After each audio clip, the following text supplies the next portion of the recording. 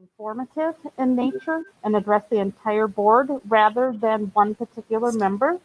The Board of Education cannot engage in a discussion or debate in response, but we will take the information for review and direct to the appropriate district employee to respond.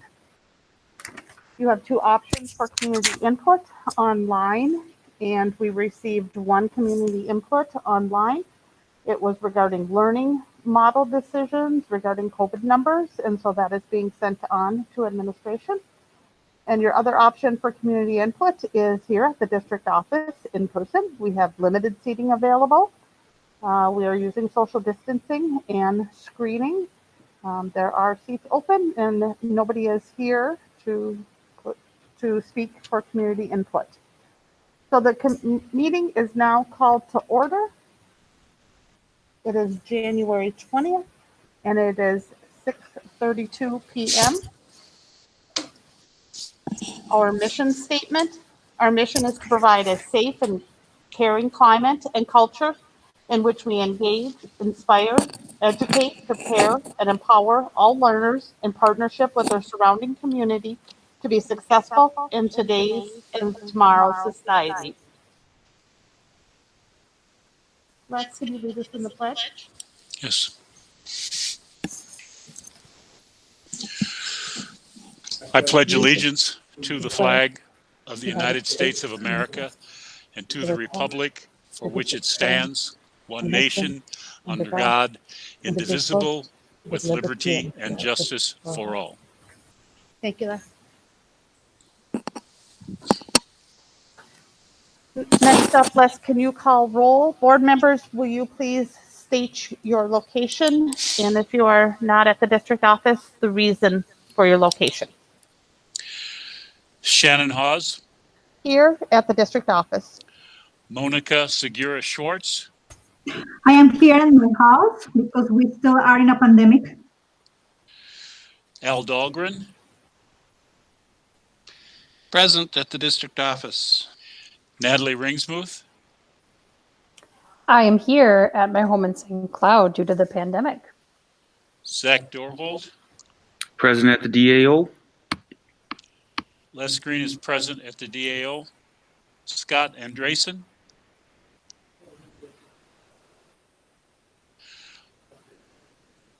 Also present at the district office. Yep. Okay. Also in attendance, Superintendent Willie Jett, Assistant Superintendent of Elementary Education, Dr. Marcia Beisch, Assistant Superintendent of Secondary Education, Dr. Lori Putnam, Executive Director of Learning and Teaching, Lori Posch, Executive Director of Student Services and Special Education, Carol Potter, Executive Director of Research, Evaluation, Assessment, and Enrollment, Dr. Sylvia Huff, Executive Director of Community Education, Adam Holm, Executive Director of Finance and Business Services, Amy Scalarud, Executive Director of Operations, Gary Ganji, Executive Director of Human Resources, Tracy Flynn Bowe, Director of Community Engagement and Communications, Tammy DeLand, Director of Equity Services, Ellen Stewart, Director of Teaching of Technology, Ryan Cox, Executive Assistant, Jan McGuire. Thank you, Les. First up tonight is approval of the board meeting agenda. Looking for a motion.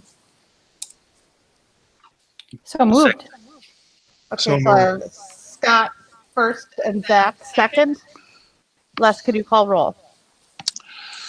Shannon Hawes, Yes. Monica Segura Schwartz, Yes. Al Dahlgren, Yes. Natalie Ringsmuth, Yes. Zach Dorhold, Yes. Les Green is yes, Scott Andresen, Yes. Thank you, Les. Next up is approval of tonight's consent agenda. On the agenda is item A, approval of minutes, meeting of December 16th, January 4th, and January 6th, 2021.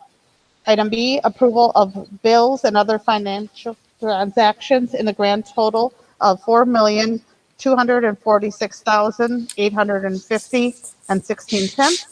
Item C, approval of personnel staff changes.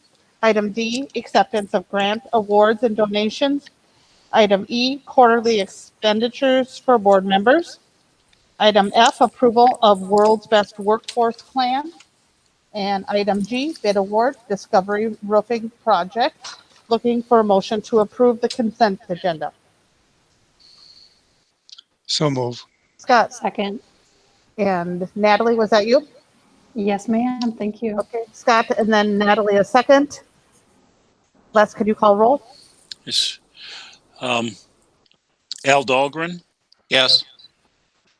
Natalie Ringsmuth, Yes. Zach Dorhold, Yes. Les Green is yes, Scott Andresen, Yes. Shannon Hawes, Yes. Monica Segura Schwartz. Yes. Thank you, Les.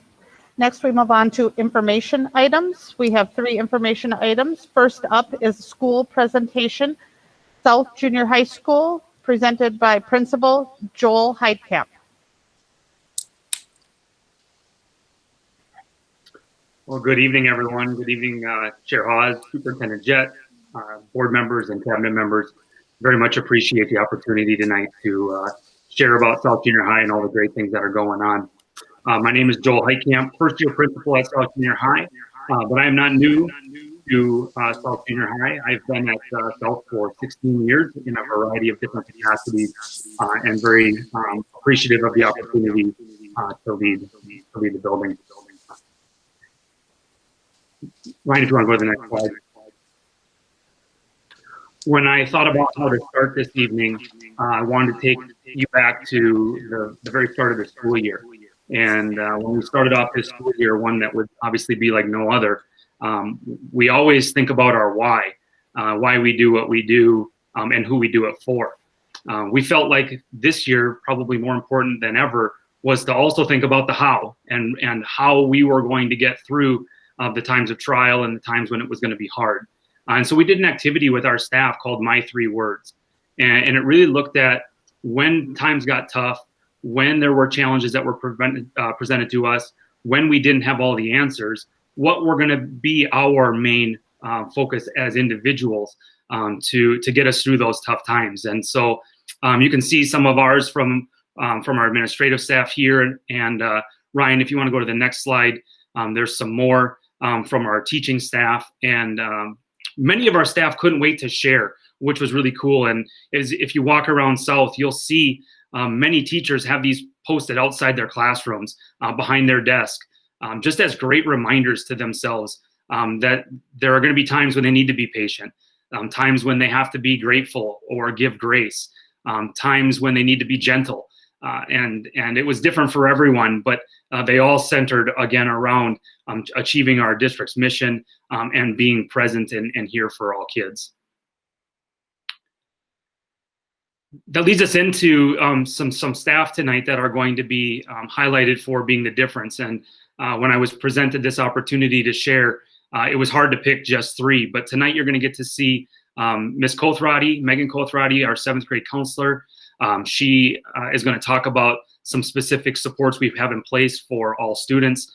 Mr. Mendel Mitty, our 7th grade dean, and the work he's done to make sure kids stay connected through this time of distance learning. And then Axel Kraftnick, one of our special ed BSSs, who's used his creativity to engage students and to keep them a part of the building. And so with that, Ryan, if you want to go ahead and push play, this is South's Be the Difference video.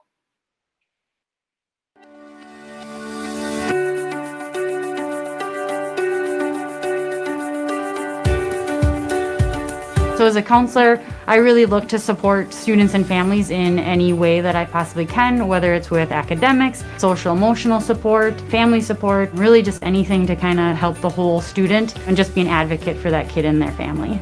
So some of what we here do as counselors is we really look in the community for resources. We know we have a lot of families who struggle to have enough food. Maybe they need warmer winter clothing. We run what's called Sweats for South. We ask our South staff for donations. Whatever amount we raise each year, we in turn buy gift cards, and then we give them to the families right before winter break so they can, buy whatever they may need for their family during that long break.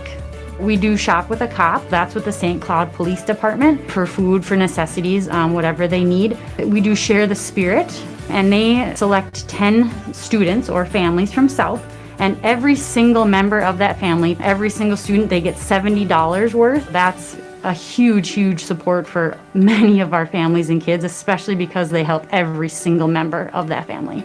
The counselors are blessed because we're the ones who really get to make those phone calls and tell a lot of these families that we have the support.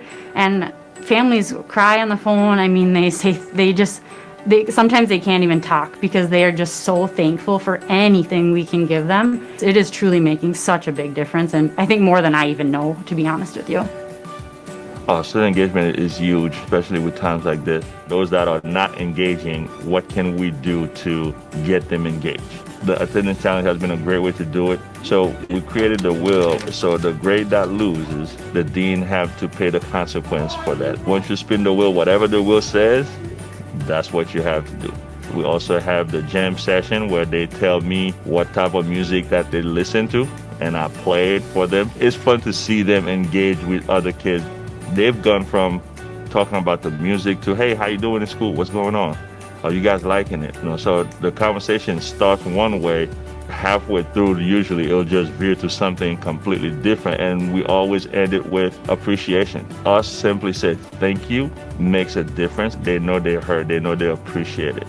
So the Mo Show, we really talk about all type of sports. It's fun, it's a blast. I'm enjoying it. Even if we come back to school, we can figure out a way to keep that going because it's been super positive. Because the first 5 minutes of the show, we're just checking, okay, who's missing assignments? Okay, we need to talk after this. Kind of giving that little reminder. If you need help, we'll help you.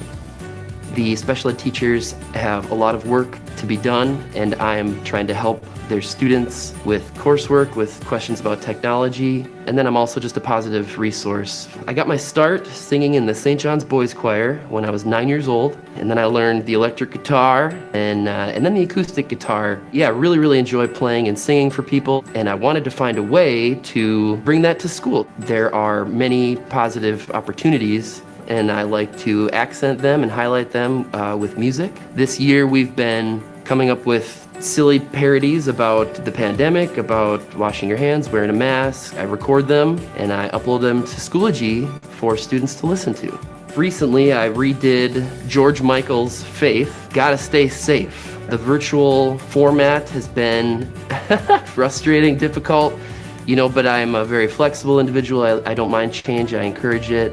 And so this has been a fun opportunity. I really stress positivity. I'm trying to be playful. I'm trying to be silly. I'm trying to get them to remember that it's not all hard work. School is a lot of fun too.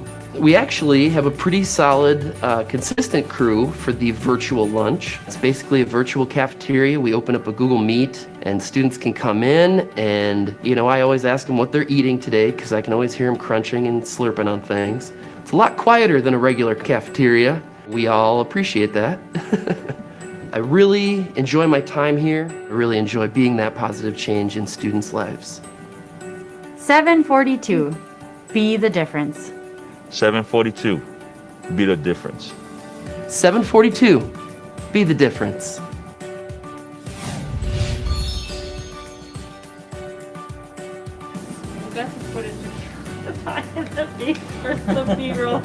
That's gonna make the cut, isn't it? Guess it would be nice if I could hug somebody. I know that everybody's stuck at home like me, and I gotta think twice and stay 6 feet away. I don't want to get you sick today. I'm playing by the rules.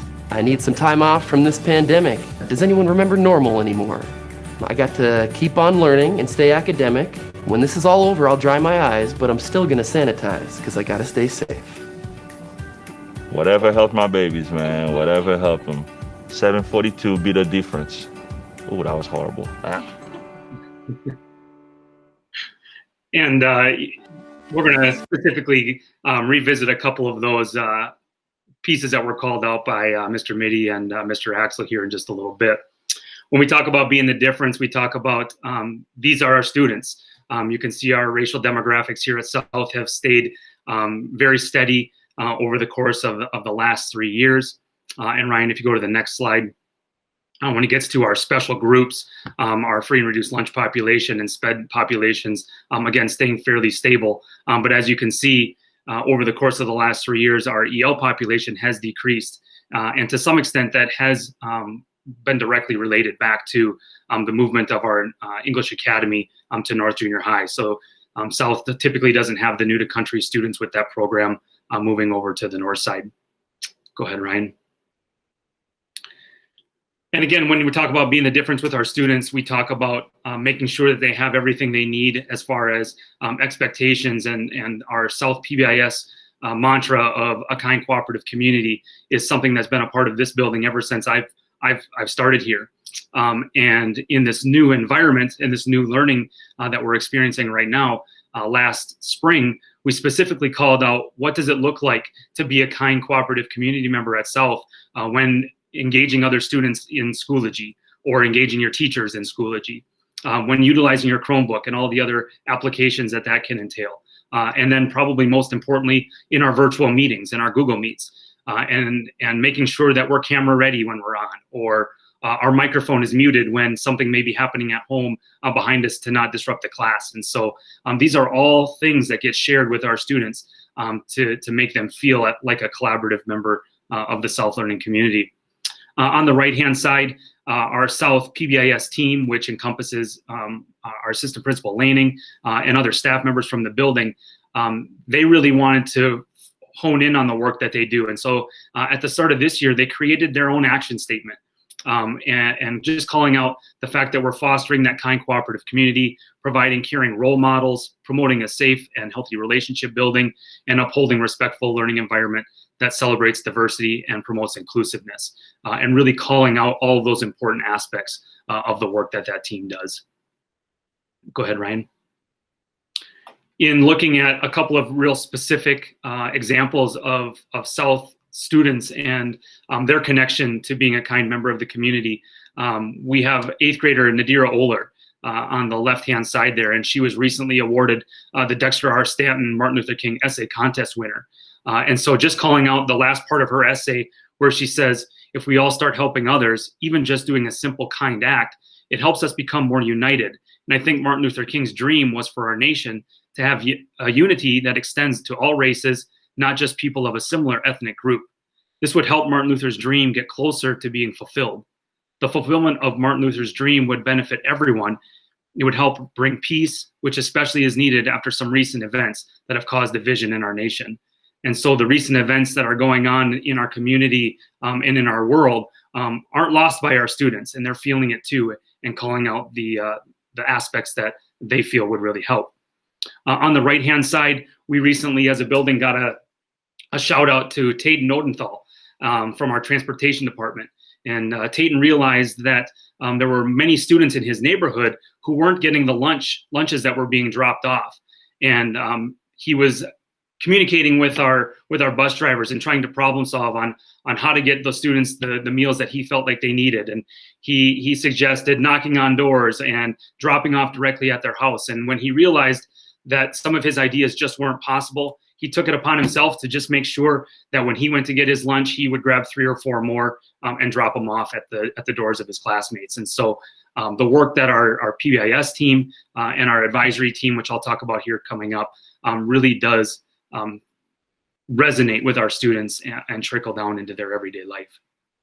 Go ahead, Ryan. The work that we do in our daily advisory is called out in the action plan of our school improvement plan. And we have a team of teachers that meets every month to make sure that we have all aspects of meeting our students' social emotional needs planned over the given time that we have them, which is about 15 minutes per day right now. On the left-hand side, you can see what a typical advisory calendar looks like. And I know it's small, but we have a scheduled check-in with our students and teachers every Friday. We do 2 social emotional activities a week with some clear learning that happens on how they can apply it to their daily life. We start our week with a morning meeting and a check-in on how things are going and those end of the week check-ins are really important on ensuring that kids have an opportunity to share things they may need, share concerns they may have, and they know that they have that one person that they're going to see every day that can really help and support them. On the right-hand side is a well-being board that was part of our December advisory. And I shared this one specifically because we got feedback from our parents. We shared this information in this calendar with our families in our weekly newsletter that goes out every Sunday evening. It's called the South Tiger Roar. And we call out what's happening in advisory every day. And this was an activity that we shared where a family member had reached back out to us, telling us how much they appreciated knowing what's going on in those advisories and being able to build on those conversations that they know are happening. And specifically this parent stating that their student was really struggling with some distance learning, and they were able to pull up the well-being board and give suggestions from home on how to maybe change mindset with a student who was not doing well at that time. Go ahead, Ryan. Again, the work that we do in advisory, I believe, links back to the school climate survey data that I've pulled apart for you here tonight. The two on the left-hand side, my teachers expect me to do my best, and my teachers care about me. Again, having that person that the student gets to see every week, gets to have that real intentional check-in to make sure that all the needs are met for all students. The upper right-hand corner, adults working at the school help students develop strategies to understand and control feelings and actions. You can see the vast majority of our students agree or strongly agree that they feel that way. Again, called out in the very intentional lessons that we provide in our daily advisory. And then lastly, I can talk to my teachers about problems I'm having in class. Again, lots of students agreeing and strongly agreeing because they have that person and they build the confidence to talk with that one person and even have the opportunity for that advisory teacher to coach them on how to maybe interact with a teacher they may be struggling with in other parts of their day. Go ahead, Ryan. The next handful of slides that I have here all relate back to building relationships. And you're going to hear me talk about specifically 4 kinds of relationships. Staff relationships with each other, staff relationships with students, the school-home relationship, and the staff-staff relationship. And just a few pieces that are here to call out on the right-hand side. In October, we did our Unity Day against bullies, our hashtag being Tigers Against Bullies, which is the little sign that you see, and our staff wearing orange and unifying together on that one common cause. On the left-hand side, when we went to distance learning in the fall, a student specifically calling out that he recognized that students needed maybe a little pick-me-up. And so it's hard to see, but he would wish everyone a good day. He had a daily motivational quote every day, and then a daily joke of the day, just bringing a smile to his classmates' face. And so, again, the work that we're doing with our students in advisory and the kindness and the being a part of a community really resonating in the relationships that they build with others. Go ahead, Ryan. When talking about staff and student relationships really mattering, I'll talk about the attendance challenge one more time here in just a second, but we also have our positive drawings. We have the opportunity for our staff to call out the great things that they're seeing from our students, and we have our student support staff put those on those little orange slips that you see in the drum, and we do drawings and we call out the great things that they're being nominated for every week. The attendance challenge, Wheel of Doom, which was, again, just another way to engage our students, to keep them connected to the building, a fun way to put some competition to it as well. And as you can see, I was not immune to the challenge of doom in December. I took the punishment for December and got to wear some tiger face paint coming back from a long break. And so I was not immune to that as well. So it's very much an exciting part of our students' monthly engagement online. Go ahead, Ryan. When talking about the work that our group has done around attendance, you can see our current attendance there on the right-hand side and the amount of engagement that we've had with our students on the online platform. And I can specifically call out that we have raised our daily attendance almost 4% since we went to distance learning. And even though we're hoping that students come back very soon, the work that our student support team has done very intentionally has resonated with students, and we've seen an increase in engagement through that work. Go ahead, Ryan. And lastly here, with the staff and student relationships mattering, Mr. Axel Krafnick here, who you see on the screen, he called out our virtual cafeteria. Mr. Mendel called out some of the weekly social supports that he's a part of. One of them called the Mo Show, where they talk about sports every Friday, both students from all across the district. And then he also has one where they talk about music. But the biggest one that we've really called out, and I know that you've been a part of all school year, has been Mr. Axel and his weekly originals. And his originals, when he creates them, they drop on Schoology on Mondays. And it's more than just students checking in to hear what song he's going to play next, but it gets them to that platform that's going to get them in front of a teacher. They, in order to go to Schoology, they're going to see what classes they have that day. They're going to see what work's been posted for that day. And so it's been very intentional, both fun and intentional, to get those students engaged. And so I did want to share just a minute of his newest one that he calls out in his Be the Difference video. And so this is Axel Krafnick with a minute of Gotta Stay Safe.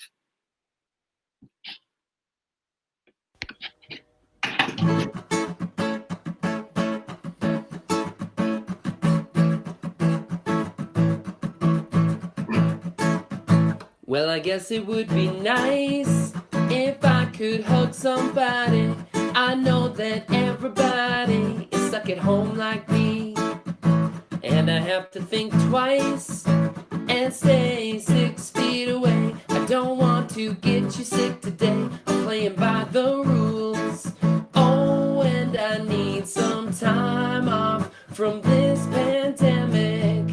Does anyone remember normal anymore?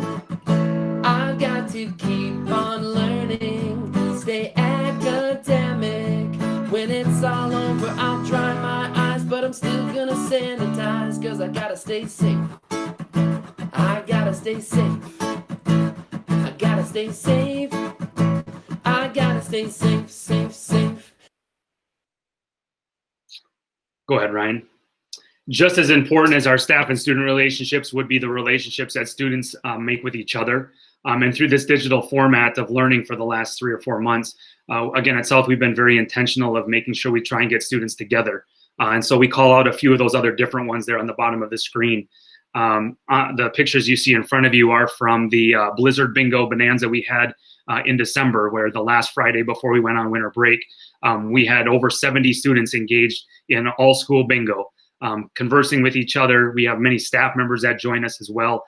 We did turkey bingo in November. We've got January bingo blitz going on next week. And we have students, we had one student in December say, Mr. Heitkamp, is this happening every week? And we had to bust his bubble a little bit. We don't do it every week, but we do it every month. But then that does allow us the opportunity to share all the other things that are happening, that we have the virtual cafeteria every day. We have our Friday social meets happening. And so this isn't the only chance that they get to engage with other staff members or other students. Go ahead, Ryan. When we build our family and school relationships, we try and do that as well in a multitude of ways. The pictures you see on the screen are from our trimester number 1 Student of the Month and Academic Achiever celebrations that we held. In a typical year, we would have invited all of these folks into the building at the same time and held a real large breakfast in our cafeteria, usually having somewhere between 300 and 350 people come celebrate all the great work that our students do.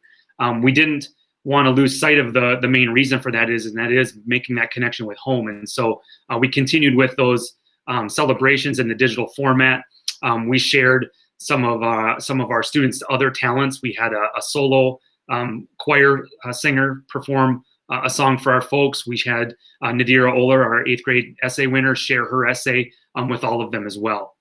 We also, again, do our monthly parent meetings in a digital format right now, just sharing upcoming important events and items from the building. We have family engagement nights happening. We did a STEAM night around science, technology, engineering, arts, and math in November in a digital format. We have cultural night happening the end of February. And so we're continuing all of our family connections even through this pandemic and just doing it differently, just making those connections in a different way. And again, as I had mentioned before, we have our parent newsletter that goes out every Sunday evening. Again, keeping parents and families up on important dates and events and cool things that are happening in our classrooms. Go ahead, Ryan. Lastly, when we talk about building staff relationships with each other, we do that, again, in a multitude of ways, with some staff engaging in learning here at the building on a daily basis, some staff being at home based on their own personal needs. We try to still recognize the work that they're doing. In our weekly staff newsletter that, again, goes out on Sunday evenings, two pieces that are a lot of fun that really our staff look forward to are the staff of the week and the mystery staff. We have the opportunity for our staff, our students, and our families to nominate a staff of the week from the building, as well as a South member or a DLA member who's engaging our South families in the digital format as well. And when those staff get selected, we call them out. We do what's called a joy bomb. We meet them in class. We recognize them in front of their students, and whether they're in the building, as you can see the two pictures on the left, or at home on the right, we do try and call out the great work that they're doing. As a staff, we also try to have our weekly trimester highlight videos. Again, calling out the great work that's happening and showcasing all of the work that they do. Because oftentimes the days go by so fast and the weeks go by so fast that before you know it, the trimester is over and it's such a blur. And so the intentionality of taking the time to reflect on all that great work is something we do with our staff at the end of each trimester. Ultimately, all of the relationship building and all of the emphasis that we put on that comes down to achievement. And we really believe at South that when students feel like they belong, they're included, that they get recognized for their hard work, that they get to be the best version of themselves, and allows for the greatest and highest levels of achievement. We also feel the same way with our staff, that when they feel valued and they feel like they're being recognized for all of their work, that they're able to put their highest level of instruction and planning forth as well. And so the intentionality, we feel, does lead back to the achievement of all of our students. And right on the next slide, you'll see our specific current progress around math. And so again, while these are hard to see, on the far right left-hand side, you've got our 6th grade fall data. In the middle, our 7th grade data. And on the right, our 8th grade data, all around STAR growth. As all the other schools have mentioned, we don't have any MCA data from the spring, but we do have is our STAR growth data. And from fall 18-19 to fall 19-20, you can see where our growth is at. Specifically here on math, we're looking at the green and blue bars are all students that have met average or above average growth. And on the next slide, Ryan, calling out where we're at specifically with reading as well. All of our goals, all of our school improvement goals, again, related right now to the amount of growth we're having. For math specifically, South's goal is right around 59% of our students at or above average growth. And for reading, 65% of students making average or above average growth.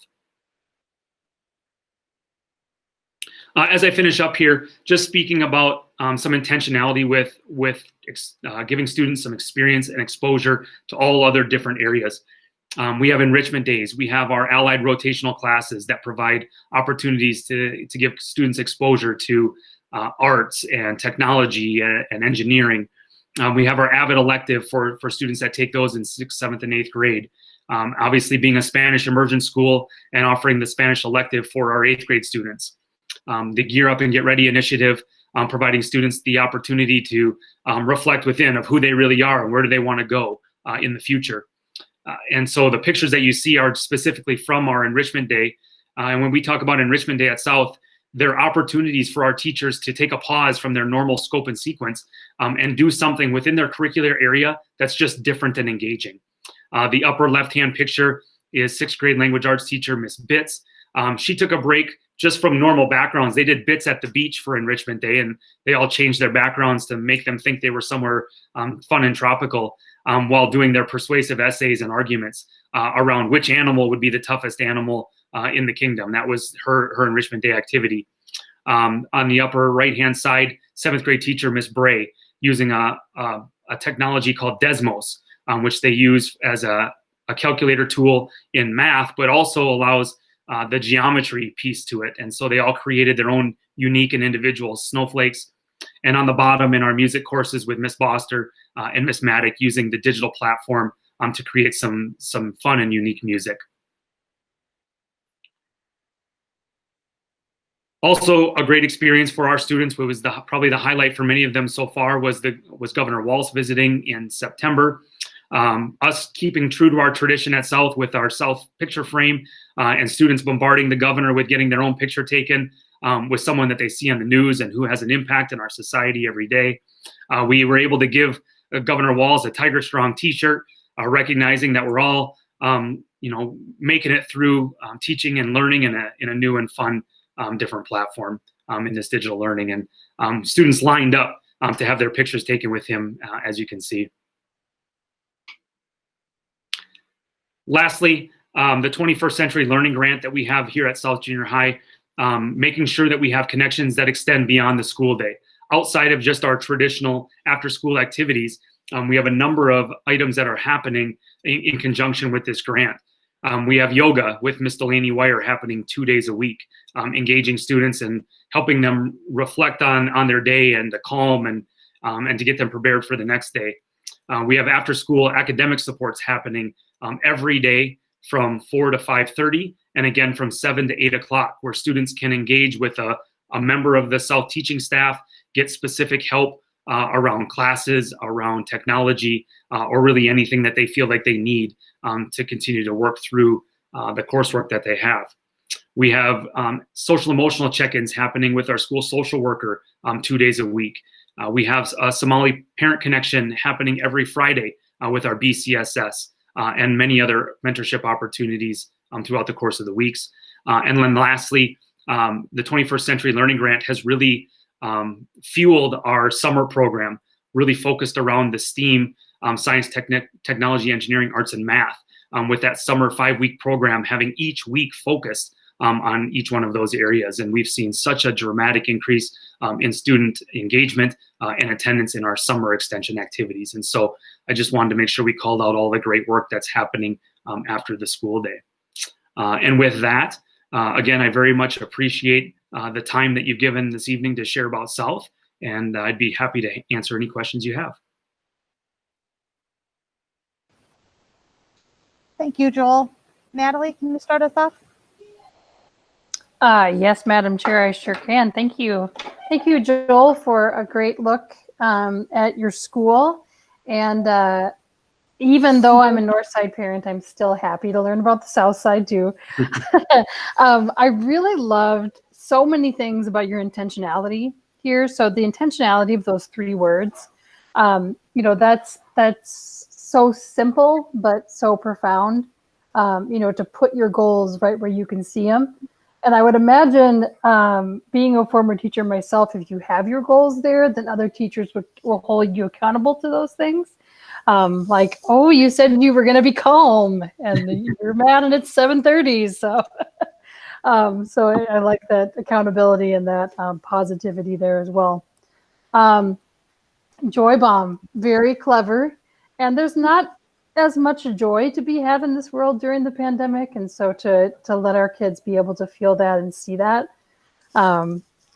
that's really socially and emotionally rare these days for them. Some kids more than others. So I just really appreciate that. I was so excited to learn that our area got the 21st Century Learning Grant. And I was on the Partners for Student Success board when we got that. And just to see the variety of programming that you're able to bring to our kids with that grant is amazing. I mean, I think just yoga in general, again, the centering, which, there's not much centering in my house these days because all 5 of us are here all day together, working, going to school, random trumpets happening, things like that. So it sounds like you're catering to your audience, which are middle schoolers. And as a former middle school teacher, I love it. And it makes my heart proud. So thank you, Joel. Yes, thank you. And I should call out, I didn't mention it before, but I did spend 1 year at North Junior High very early in my teaching career. So oh, they all like you. Oh, okay. I do have some North Side in me. Sounds good, Joel. Thank you.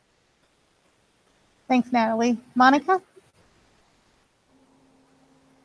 Hi, Joe. Yes, I think that I actually met you at North when you were there.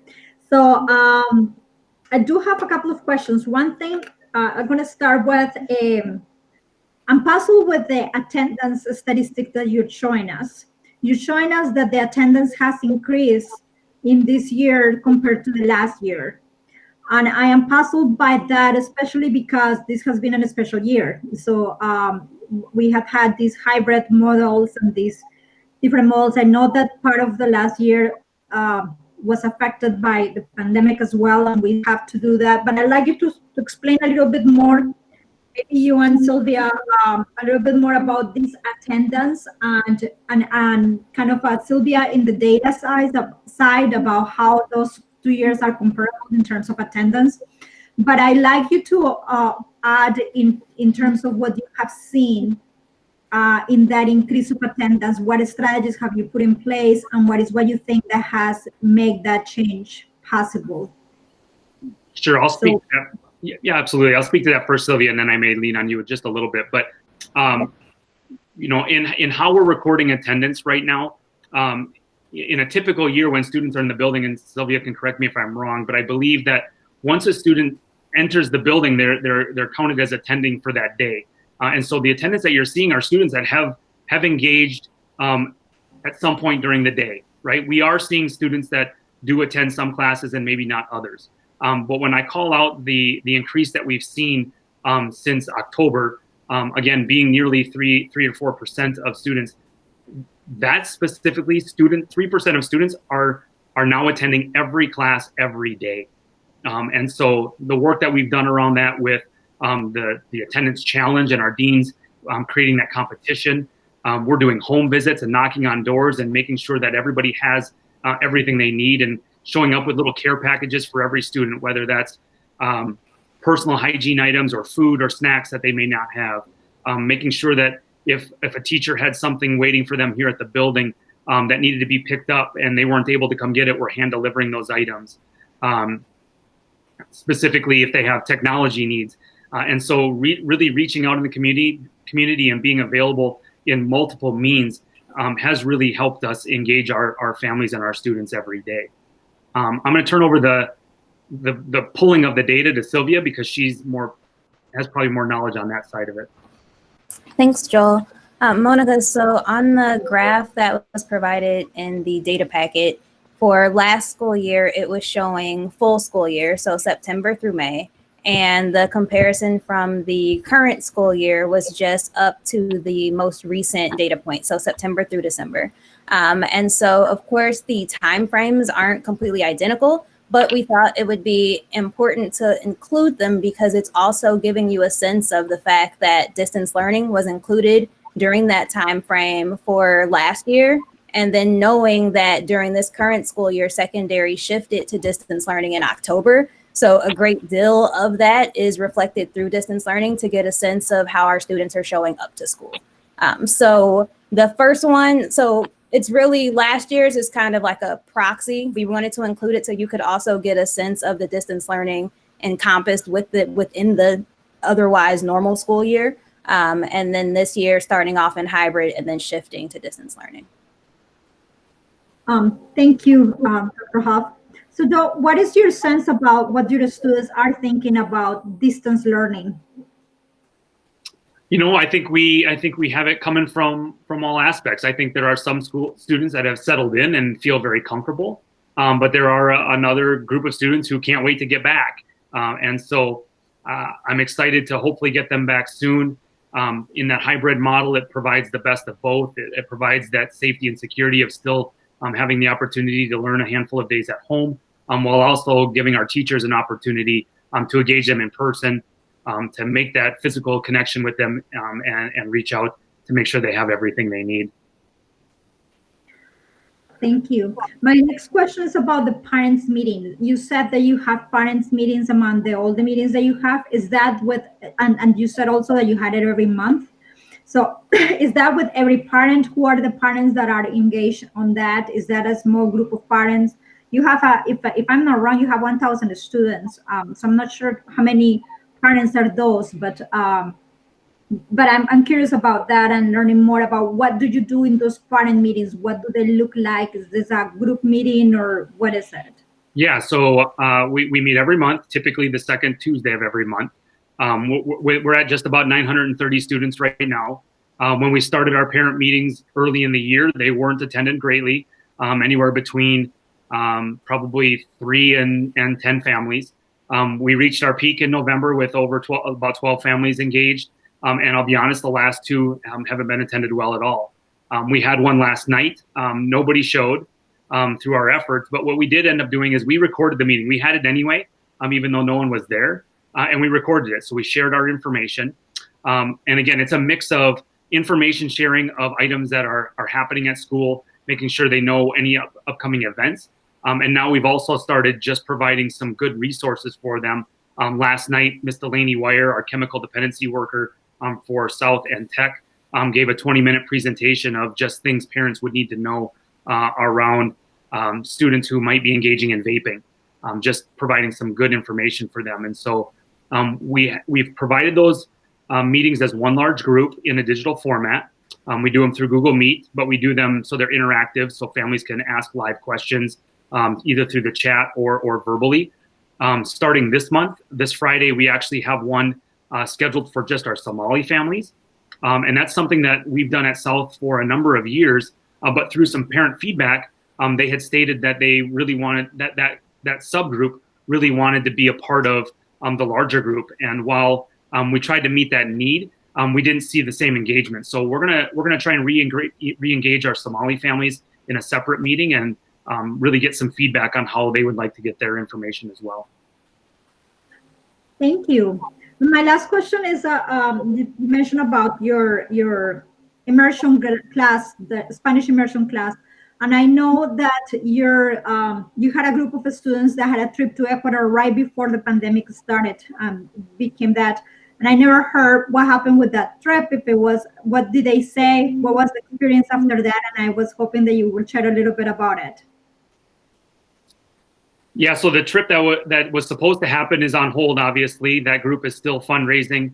The experience at the group that did go was something that many of them couldn't even put words to be able to share their pictures with our staff, to share their experiences. Miss Day, one of our Spanish immersion teachers, went along on that trip and provided us highlights as that trip was going on, and we shared those with our students. And so I'm working closely right now with a parent on our parent association to fundraise for the next one. We've got a savings account set up for that group to make sure that we have the funds to send the next group that's able to go and to have the same experience. Thank you. Yeah. Thank you. I have no more questions, I'm sure. Thank you. Thanks, Monica. Les?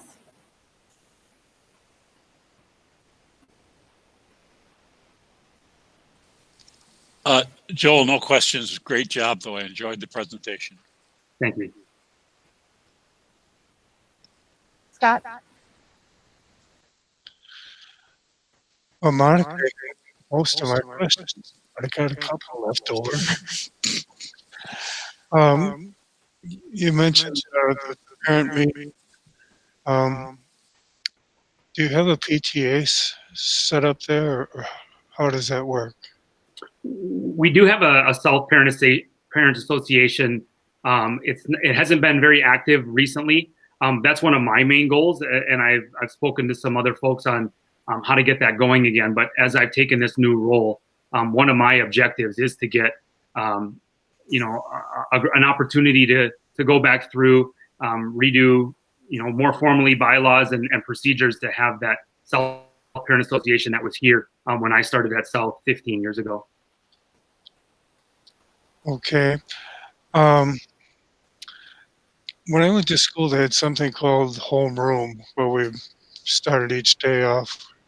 And is this similar to advisory? Absolutely, it is exactly the same. It's just what we call it at South or in St. Cloud, but it's a person they meet with every morning to start their day. Okay. You mentioned that English Language Academy was moved to North. Why was that?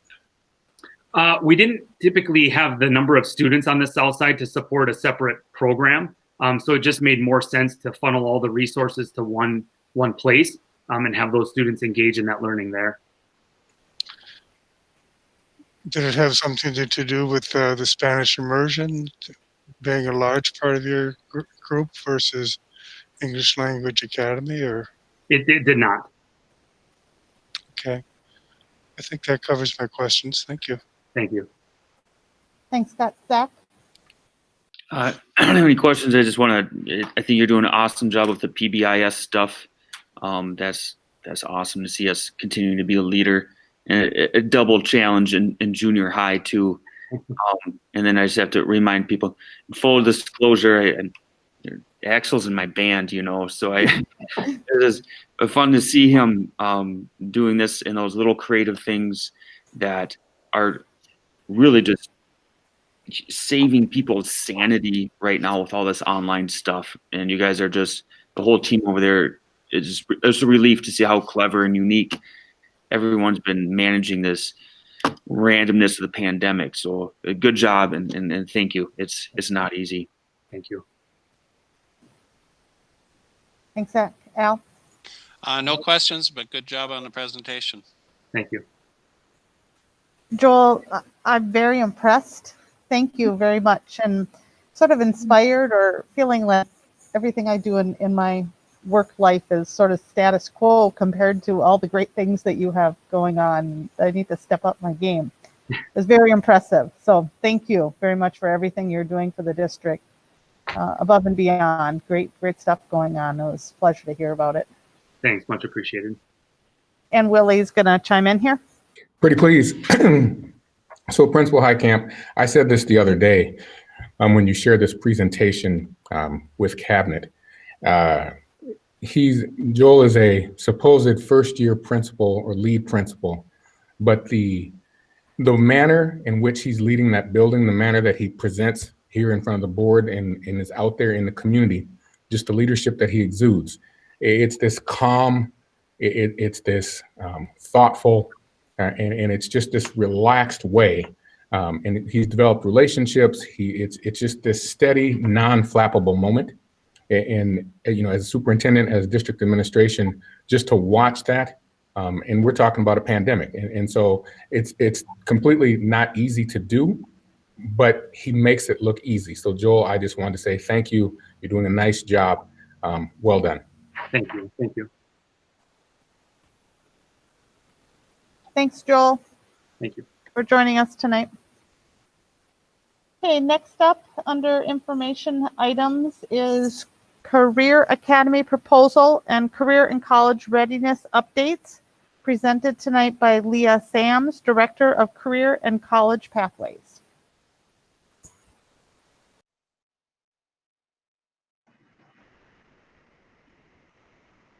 Good evening, everybody.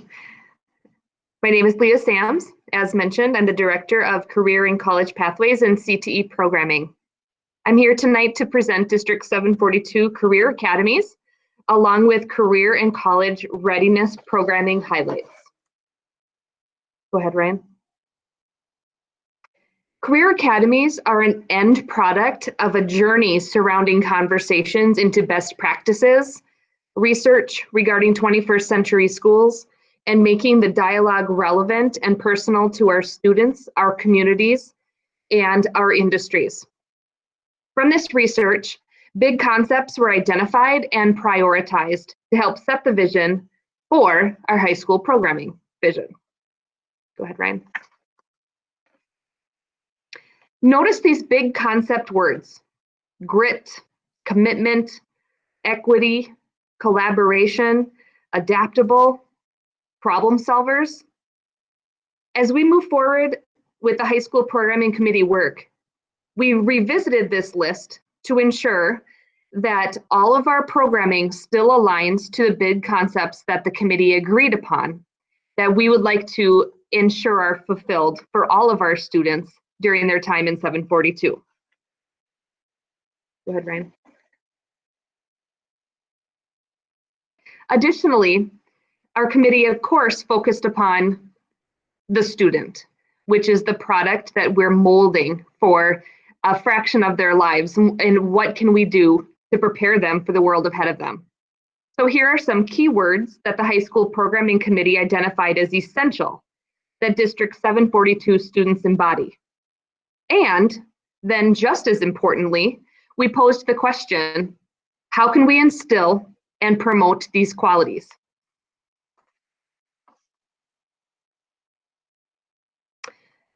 One thing that we're sure about is that we can't fully prepare our students in a silo as educators.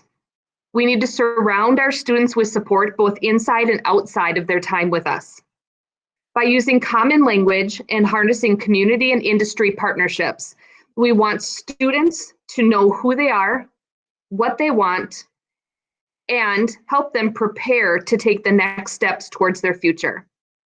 We decided that exposure to skills, careers, and professional networking is priority for the students to create and execute their post-high school plans.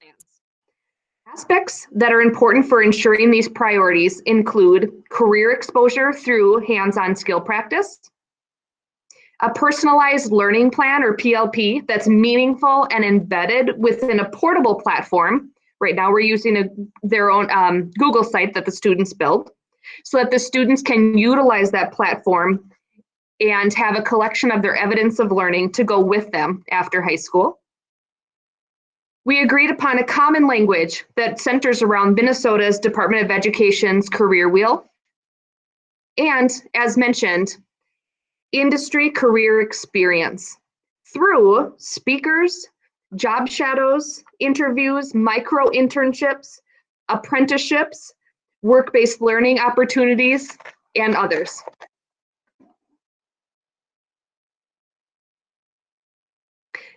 As a focus, the Career Academy is aligned with our district mission of preparing our students for today's and tomorrow's society. It highlights our district's strategic plan in focus area number 4. Objective 4.1, increase opportunities for students to envision their futures, explore careers, and prepare for college. Objective 4.2, prepare secondary students with the critical thinking, collaboration, and communication skills necessary for successful careers. And it also aligns with the World's Best Workforce goal number 4, that all students are career and college ready.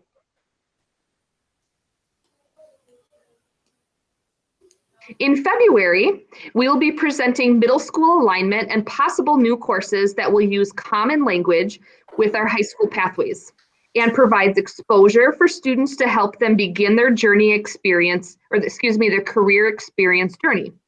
Additionally, we are embracing the career and college curriculum through our Office of Higher Education's grant, Get Ready, Gear Up. This is in the 3rd year, and it's programmed in each of our secondary schools, grades 6 through 12.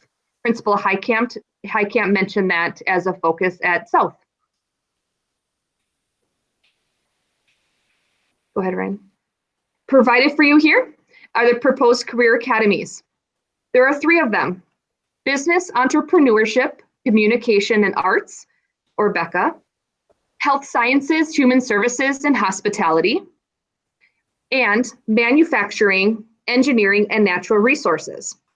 We're excited for the natural teaming that these career fields inherently blend together to ensure inclusion of all career fields, broad-based categories for the sake of exposure and industry experience.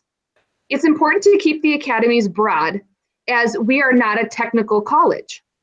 We are assisting our students in identifying their potential paths by dabbling in career-specific experiences to, again, identify their interests and potential careers.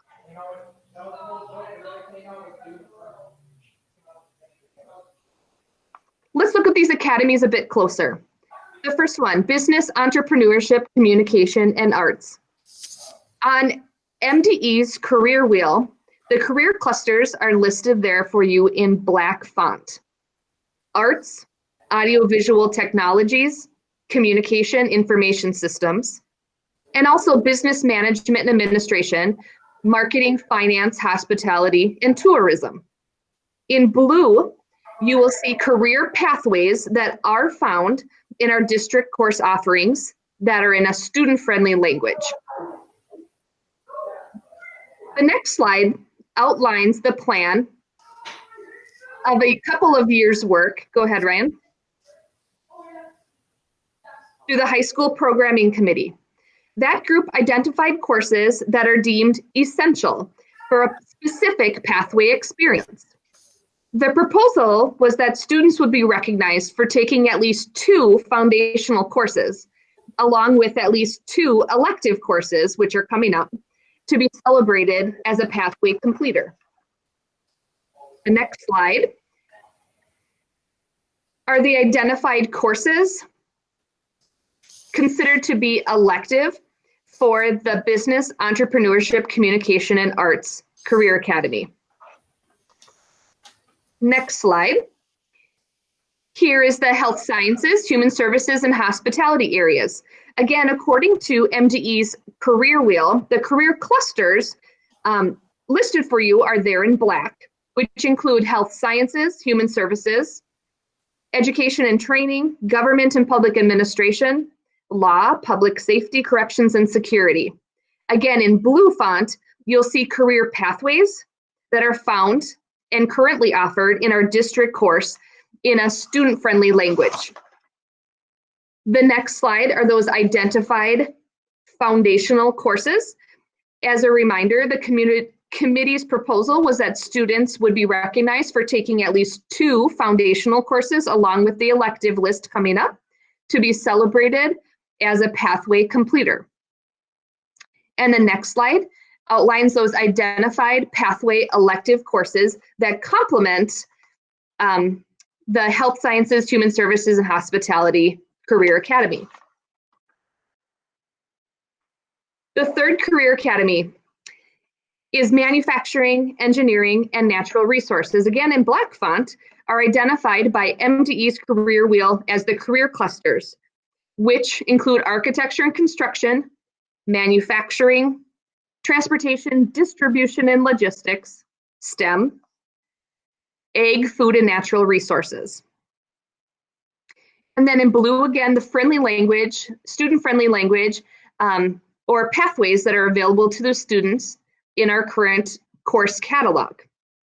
While the area of traditional agriculture may not seem to be a great fit for our geographic location, partnering natural resources with manufacturing and engineering brings in the supply planning and management, logistics, and material consumption of structures. That can also include mining that's found in the backyard of the DAO, the pipelines in Minnesota, and also wildlife preservation. Additionally, there's been a desire voiced for a partnership to be formed with a grounds and landscaping crew employed by our district, which again would be a great example of industry exposure and experience for our students and would partner in this career academy perfectly. The next slide provides the identified pathway foundational courses for this career academy.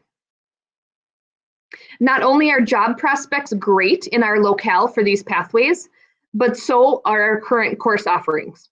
Here are the identified foundational courses. And on the next slide, you'll see the pathway elective courses. There we are. So you've seen the 3 proposed career academies. You may be wondering a few things. First of all, what if a student doesn't choose an academy? Or are students required to choose an academy? No, the students are not required to choose an academy. However, as student numbers begin to form groups or cohorts, our goal is to provide materials that are academy and topic specific within core content courses. Examples would be medication conversions in math classes or medical literature in language arts classes. If students have not identified an academy of choice, they may find themselves in courses with several specific academy opportunities or interests. In the case of these examples, it could be that the student decides that health sciences is not for them and opts into a different academy that best suits them. That's a gift also. being able to identify areas that are not going to be part of their immediate future plans. Maybe you're also wondering, what if a student changes their mind with the academy choice?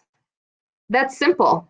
They register for different academy choices at the next year's registration. We would also identify the ability to change one's mind as an important skill. They'll be able to take what they learn from each academy and create their own, similar to a college option of degrees in elective studies. Since career fields have a degree of overlap, a student is welcomed to create their own path, and they'll be celebrated accordingly. Sticking with the examples of the medical field, pharmaceutical sales comes to mind.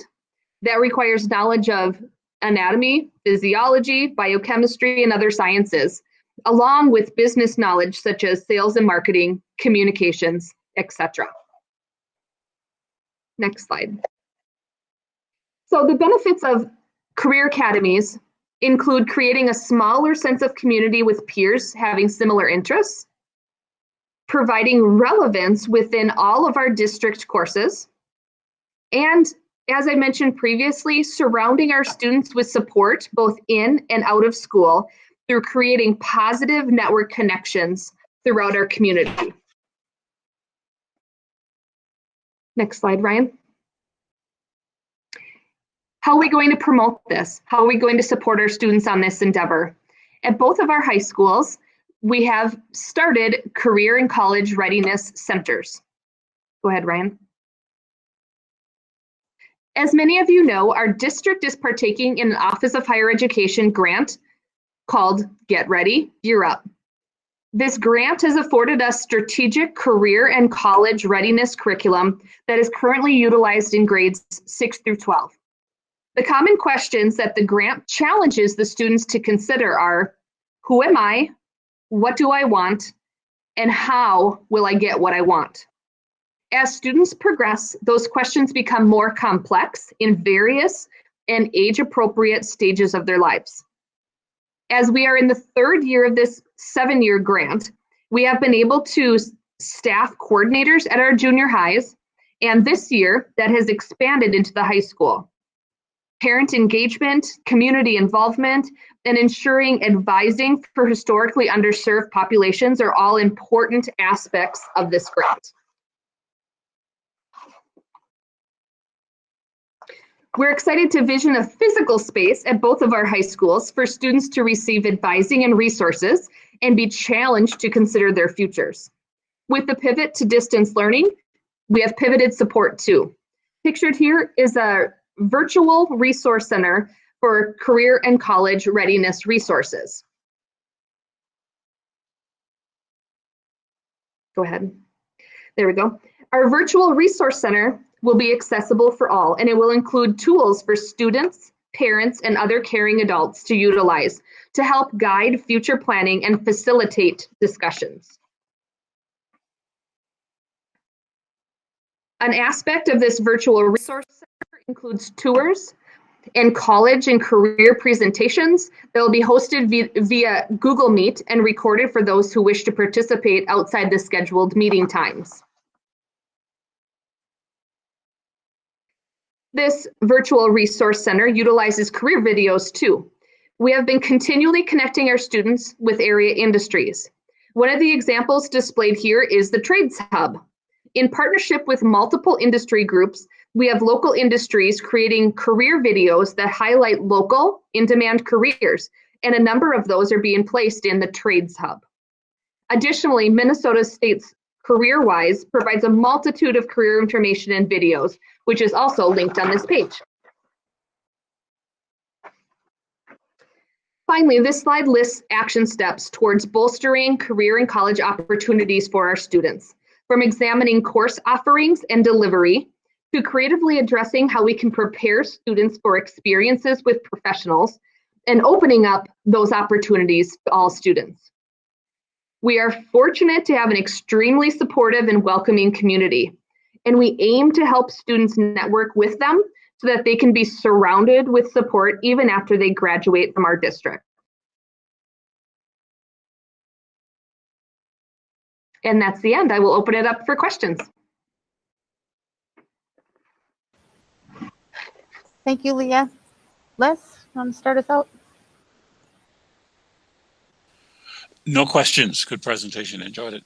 No, I don't have a question. Scott? Yeah, conceptually, this career pathways, it sounds like a really good idea. But when I think back on it, I finished my junior year of college. My father took me aside and said, "You got one more year to go. What are you going to be when you grow up?" And it kind of got me to thinking, I've been in half a dozen careers over my life. And are these kids really knowledgeable enough at this stage in life to choose a career pathway? I don't think so. So Scott, my response to that, thank you for posing that. And we've all lived in those situations probably where we've changed our mind and we've taken different paths several times. The idea is that there's opportunities out there that students may never consider. Or if they find themselves in schooling or in a career that they realize is not for them, the ability to change their mind is important. Statistics show that our students start taking out college loans, and if they don't know what they're going for, that loan debt starts mounting on them. And a lot of the students don't continue in those studies and then start floundering a bit within our community. So the idea is we're exposing students to the broad career categories, again, not necessarily a specific career, and that's why they're listed very broadly, to then be exposed to a variety of careers within that field. I'm still thinking my son, as he attended Apollo High School, was pointed toward being a welder. He had a talent in that. And now he's at the ripe old age of 20 and he's selling cars and making a very good living, actually. I'm not sure that the concept of a career pathway, which sounds so good, is actually so good. Scott, my response to that, it's not in any way meant to lock somebody in. It's exploratory. And so when you look at beginning in the secondary level, so, I know Leah talks more or started talking about this more at the high school level, but when you look at what our secondary programs, how they provide access, opportunity, and Leah uses that word exposure, that's starting at the junior high level. In our community has asked us to start to expose our students to different careers, different careers all throughout.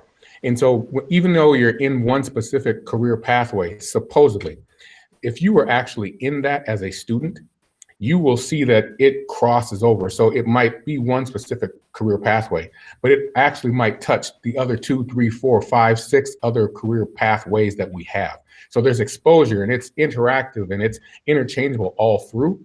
It's just about the exposure. And we know in this day and age, people switch careers 5, 6, 7, 8, 10, 15 times. Don't ask your superintendent how many times he's changed, because I might be a poster child for that. And with that being said, it's just about that exposure, and so that kids and students can actually get they can have the experience and say, oh, that one's definitely not for me, or wait a minute, I am completely gung-ho, that's what I want to do, or I want to switch back and forth. And that's the thing that Leah and Lori, who's not on the line, Lori Post, that's the way that they've structured this academy, this concept. Yes, eliminating those that you know are not for you is just as important as finding those that are. Mm-hmm. That's my comment. Thank you. Thank you, Scott. Zach? I was just gonna say, how many credits or up to how many, if the students choose this, would it or could it fulfill? And I know how they get kind of enrolled in the tracks, but if you just remind me a little bit about that. So our students would still be fulfilling their general education requirements, and some of these courses fulfill those general requirements, and others are elective courses. So they would have the high school credits behind each of them. For all students, we try to challenge them and have them take at least an honors class, give it a try. Maybe it's an AP, maybe it's concurrent enrollment.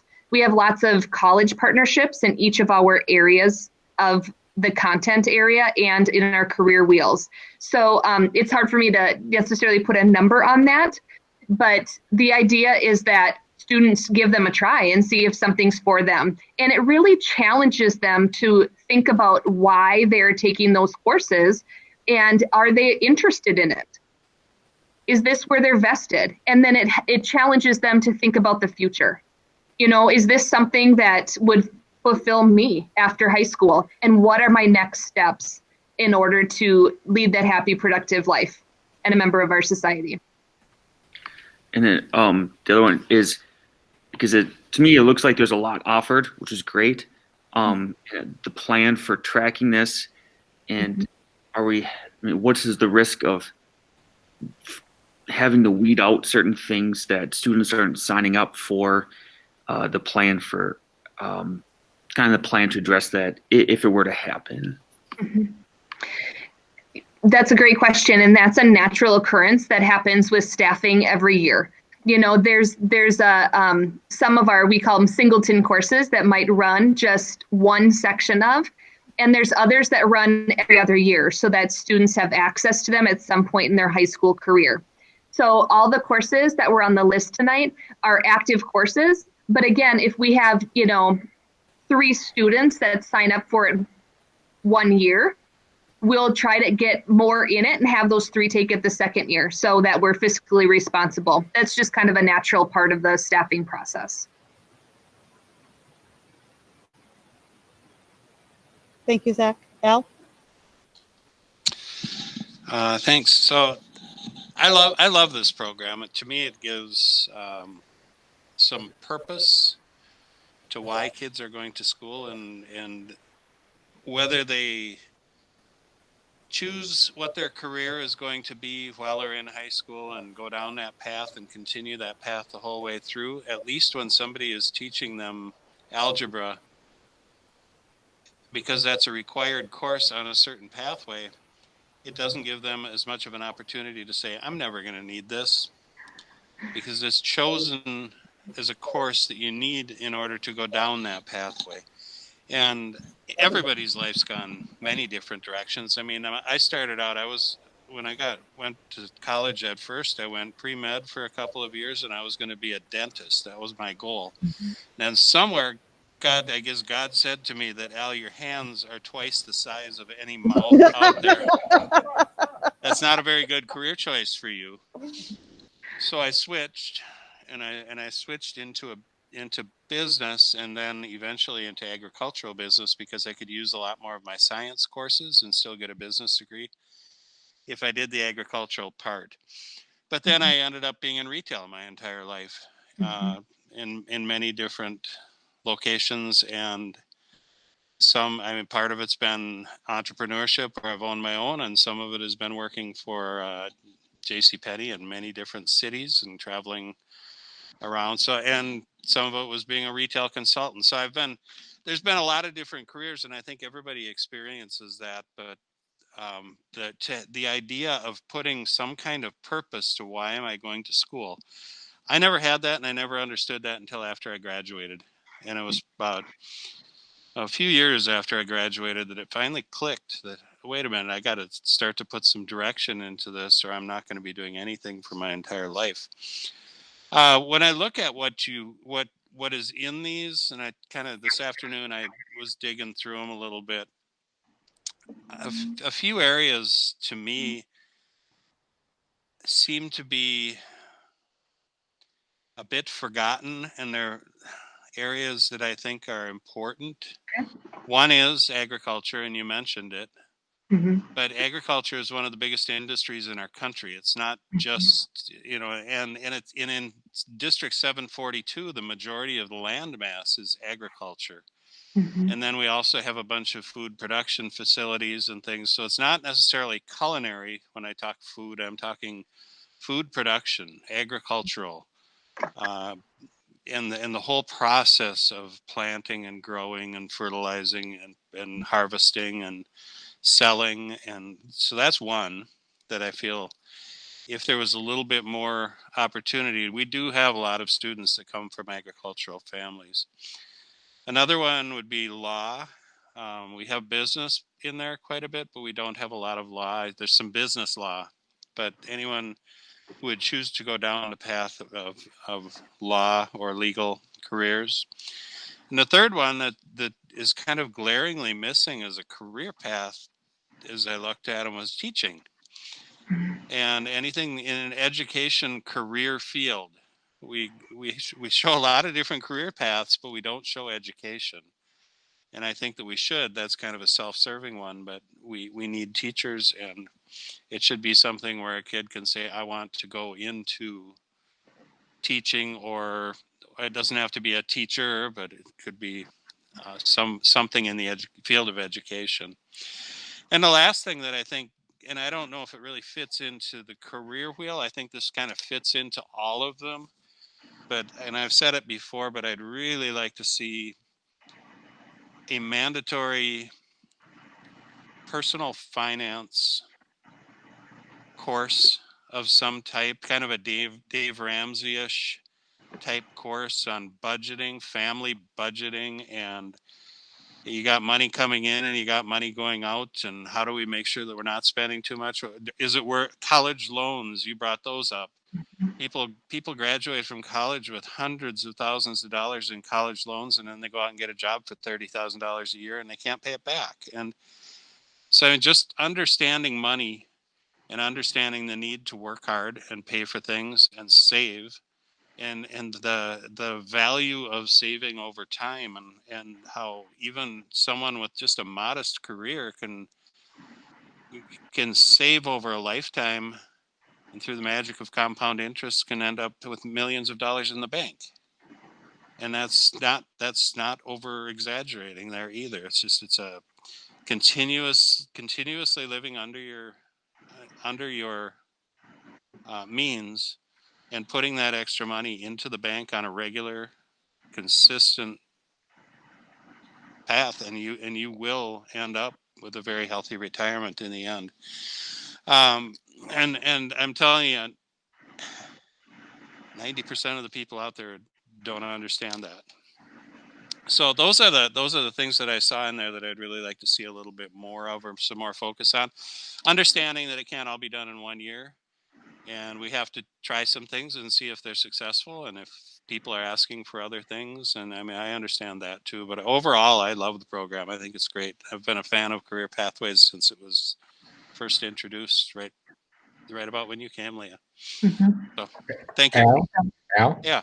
You used that word, I forget if you said priority but the focus, but a student used the word relevancy. So you were talking about algebra, and a student said something. I was in a classroom and a student said, how is this relevant to me? And so that's just another way of saying what you said. Students were saying, is it relevant? And now I was just echoing what you were saying. Okay. Thank you. Thank you, Al. Monica?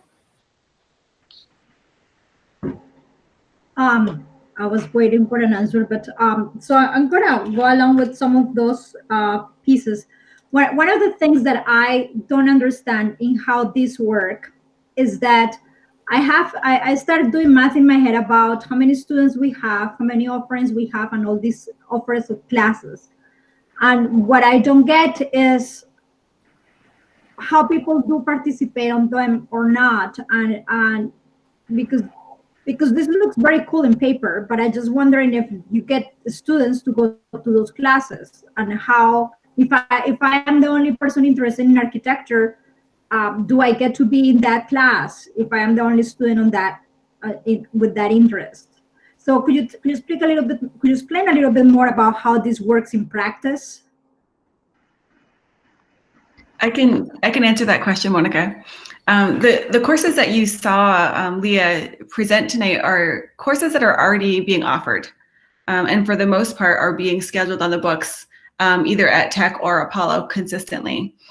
So at this point, we haven't created any new courses. We've simply aligned what we already had into more defined pathways for our students in that effort to create relevancy, in that effort to help our students see something in our offerings that calls to them, that says, helps them say, yes, I can do this. So there, if we get to the point where we're seeing student interest in other classes, some of the ones potentially that Al mentioned or that have been talked about before, then we might look at developing other new classes. But at this point, it's really what we are already, our teachers are already choosing to offer, what our students have already expressed interest in, and we're just aligning them differently. I think, I don't remember if we said last board meeting, we are asking and we shared with staff that we're asking our courses have at least 20 students for consideration to be put on the schedule, though we do have a district group that composed of teachers, building administrators, district administrators, to take a look at any requests that come through for classes that have enrollments under 20, so that we can grow new programs. And that those are considered consistently and fairly. Does that help answer what your question is? To a point, but I still don't understand. I mean, I just counted right now in your presentation about 60 different offerings.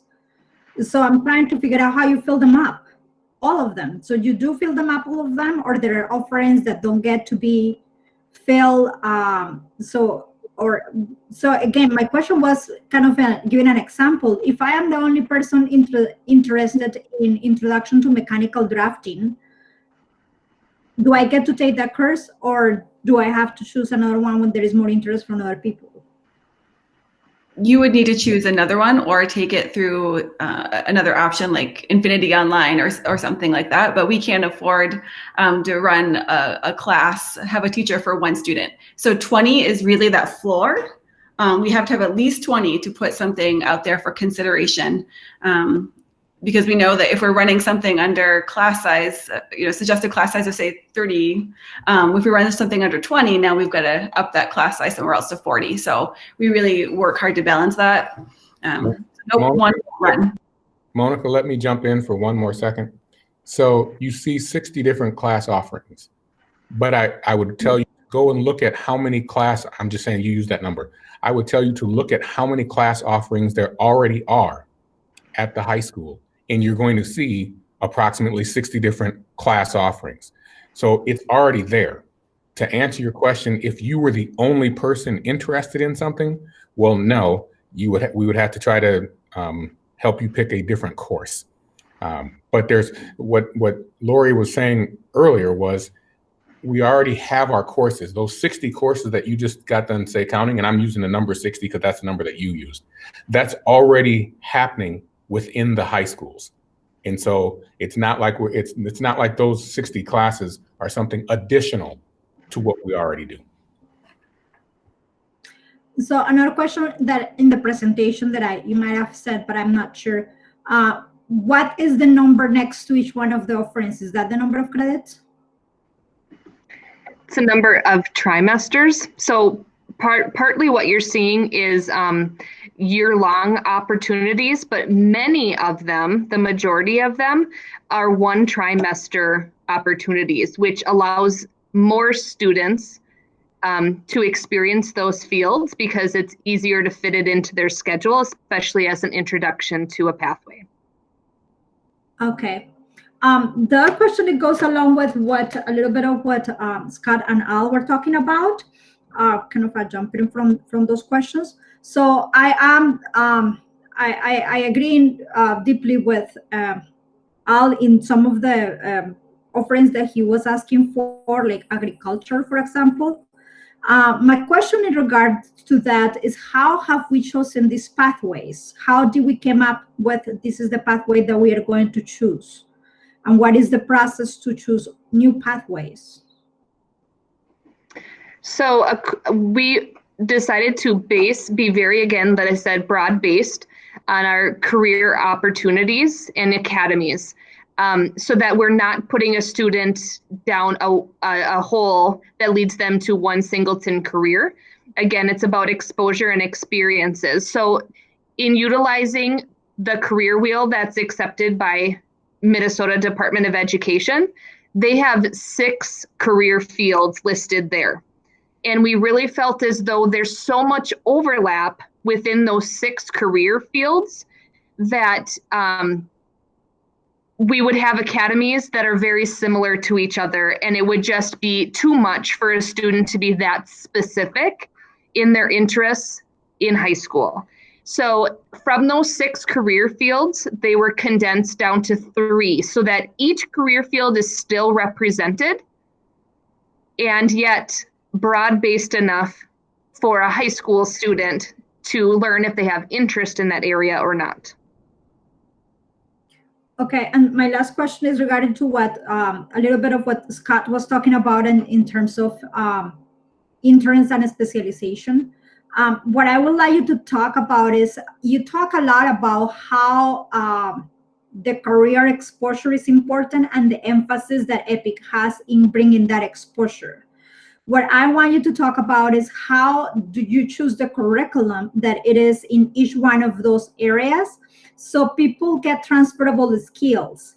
So if I am studying, I don't know, biometrical innovation, do I get what type of transferable skills I get that is going to be good in interior design of housing?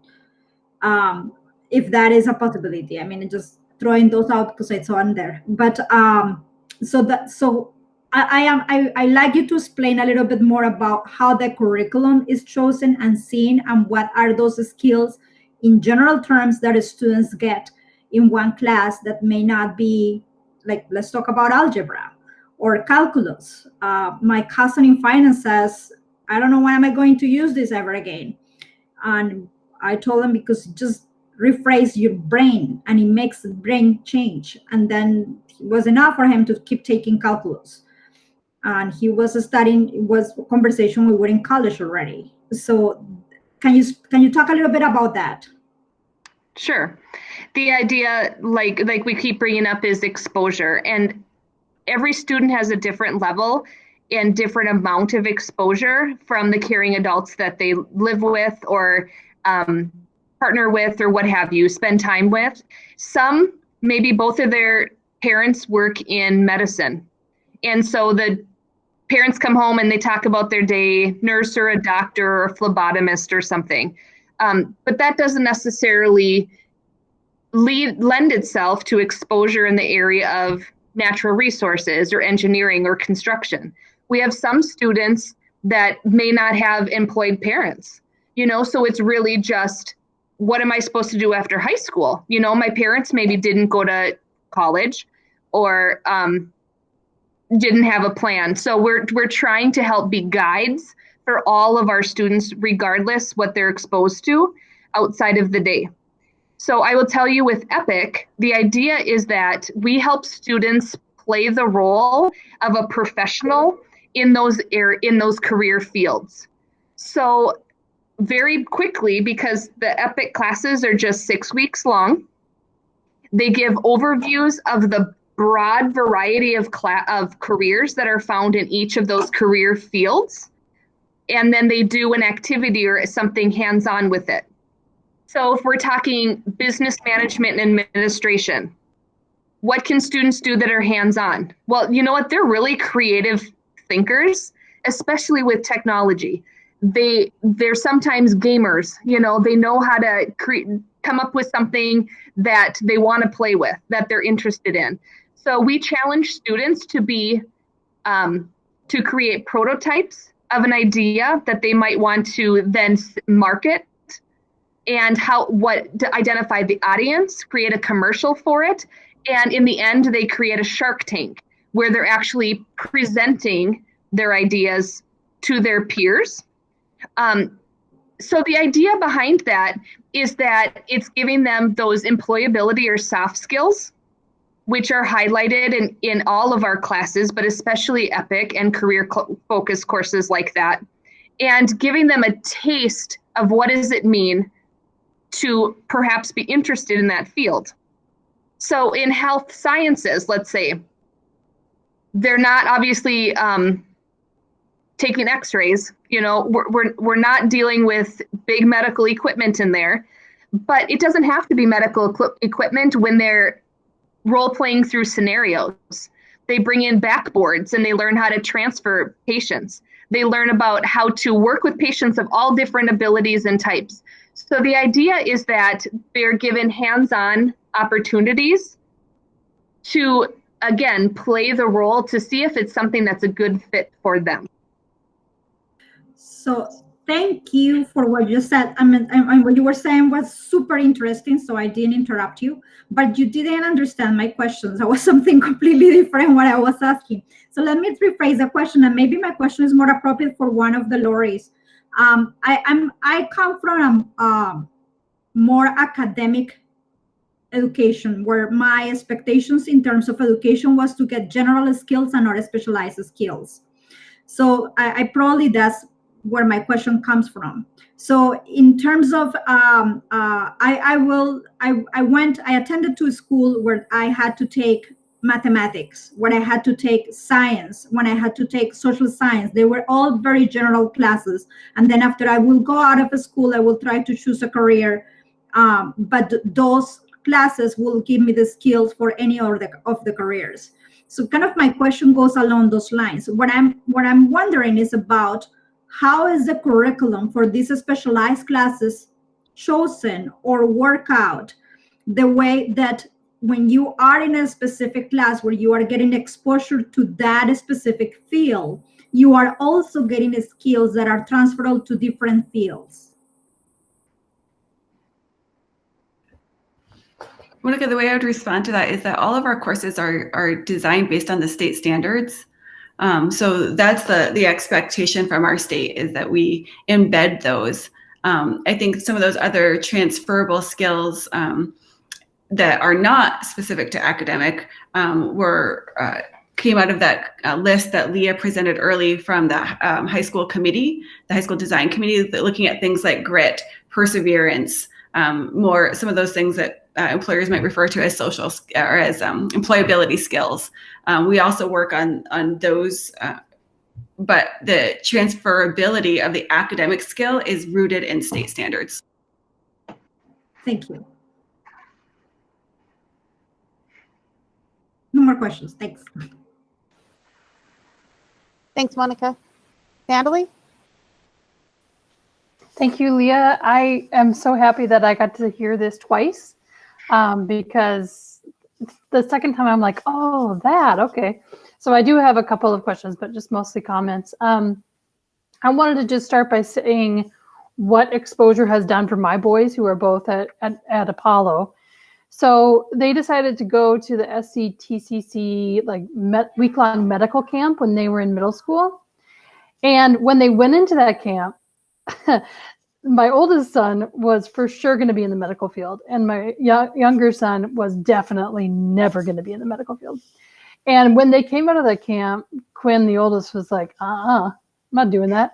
And Aaron was like, this is so me. And so now, because of 1 week, you know, Aaron, who's in 9th grade and signing up for his classes next year, you know, he's making some really tough decisions. Like, you know, I really want to take this PLTW class that aligns with the fact that I want to be an ER doctor someday.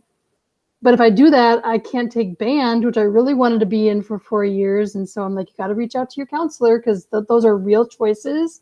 And let's see if there's some workarounds or something like that. So, you know, kids are thinking about that already. I mean, they're all taller than me, so they're not really kids to me anymore. But I wonder a lot of times with these career pathways, if this is just the change in our nation, that basically I don't remember having to have everything figured out in high school. More of what Monica was saying, like you're just generally being exposed to things. And then you need to figure it out probably by the time you go to college. But it is so with the college debt thing specifically, I know I put more effort into my kids being exposed to different things so that they can eventually then say, okay, this wasn't for me, but this is. Now, will that change? Of course. But that's just the reality of, I don't want them to graduate with $100,000 in debt. That's real life. And that kind of real life, I know personally, very sucks a lot. So I wanted to thank the program committee for this important work, because I think without this important work, you're already doing this, to be honest. Like, this is just making official what's already being done for my kids, that where they're on a pathway and they are talking to their counselor about that. But this makes it easier for parents, I think, to understand, and the community as well. Like Superintendent Jett said, this is what the community is always about. Whenever we're in community meetings, these are our future workforce. What are you doing to make sure they're prepared? Soft skills gets brought up a lot, of course. I'm going to say two more things. One thing is, thank you for putting in the specific strategic goal and World's Best Workforce Plan. I think that those were kind of nebulous ideas to me until I was in the Achievement, Equity, and Integration Committee. And then I'm like, oh, everything's connected. And so I always love to hear people lead with, we're doing this because we've already set out to do this, and here's the specifics. I think the last thing I want to say is about lifelong learners. This has been that idea has been a really interesting case study for me since I was on the Partners for Student Success board, and we were revamping our mission. And I was on that committee, and we were trying to really make sure that the language we were using was language that was accessible to anyone. So yes, people, like you said, who have parents in the medical field, but also people who don't have parents that have gotten any education after college or after high school. And so this lifelong learner idea is super ethereal to me. And I understand, I think, what is being said by it. But after going through that with Partners for Student Success, I just have been doing a lot of reading, and there was an interesting article from Forbes that came out just recently, and they said that, actually I pulled it up here. They said that, let me read this. So lifelong learning, that phrase is almost always used in college mission statements, that's basically what colleges want to be about. And we see it, of course, in public schools as well. But the outcome measures of that, unfortunately, just aren't there. So what this study that they did said that searching for the evidence of lifelong learning is a little like searching for evidence of life on Mars. Like they kept looking for it. Like it's got to be somewhere because it's got to be there because everybody's talking about it. But this study specifically said that once you get to, if you have a 4-year degree, you're still not likely to be a lifelong learner in what lifelong learning means in this context. The majority of folks who have a 6-year degree, that's when you start to see lifelong learning being something that happens a lot. So it of course depends though on what does lifelong learning mean, right? So there's articles about, lifelong learning for white people to be allies for people of color. I mean, there's any kind of lifelong learning, but I bring all that up just to say that I try to think from everybody's point of view when they see that, like our parents' point of views. Mm-hmm. What do they think about that? What do our students think about that? And then, of course, what does the district think about that?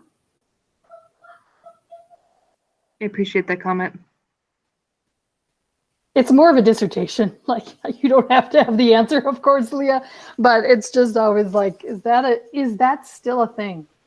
I mean, I hope so, but are we able to do it? Yeah. But thanks for your hard work on this, Leah, and to everybody in the committee. My kids will really have a better life and a more and a clearer path. So hopefully there's only 4 years of college, or for Aaron, 12. I'm like, you better be getting those A's, brother, because that's a lot of money for 12 years.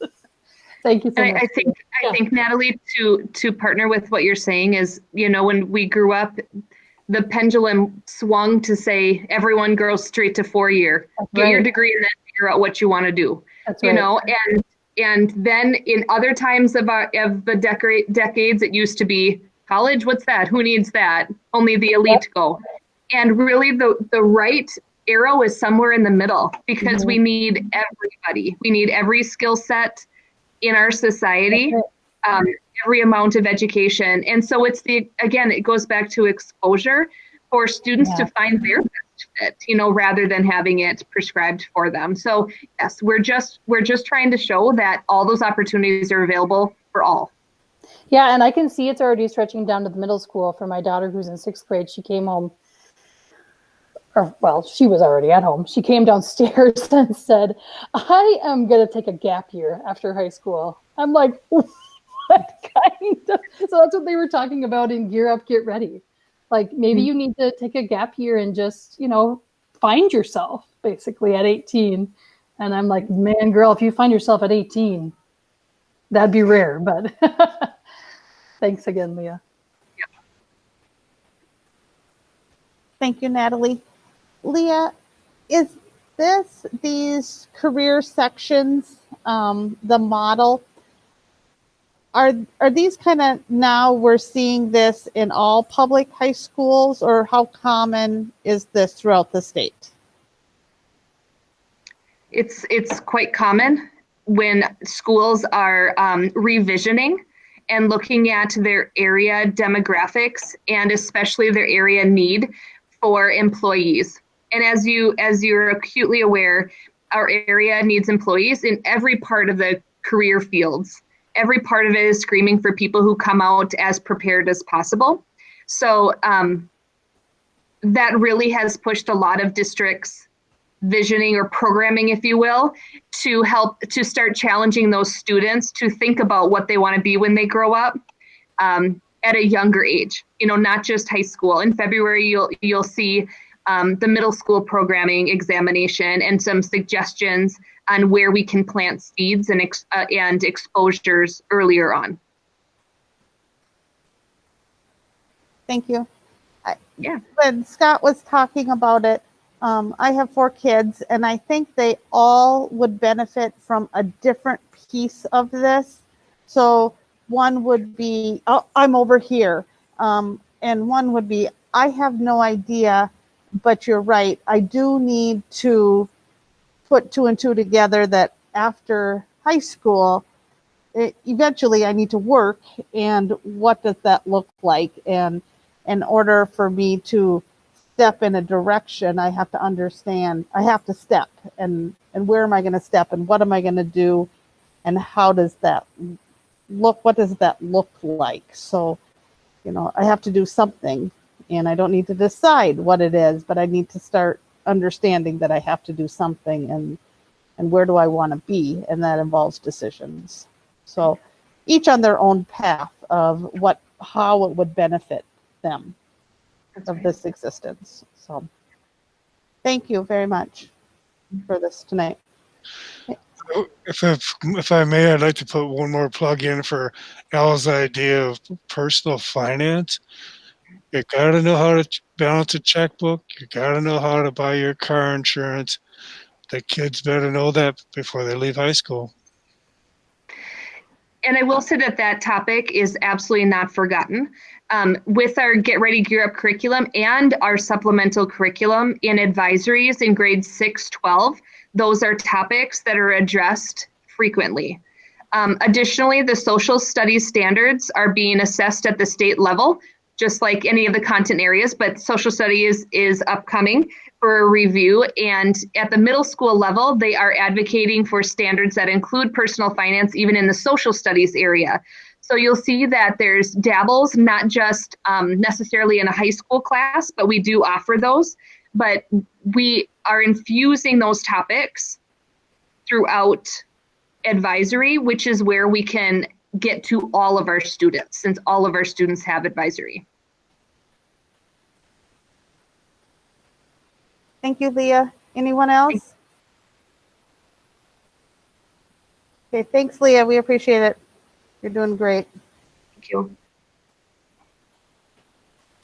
Okay, last up for information items is school updates, activity updates, and COVID updates presented tonight by Dr. Marcia Bice, Assistant Superintendent for Elementary Education, and Dr. Lori Putnam, Assistant Superintendent for Secondary Education.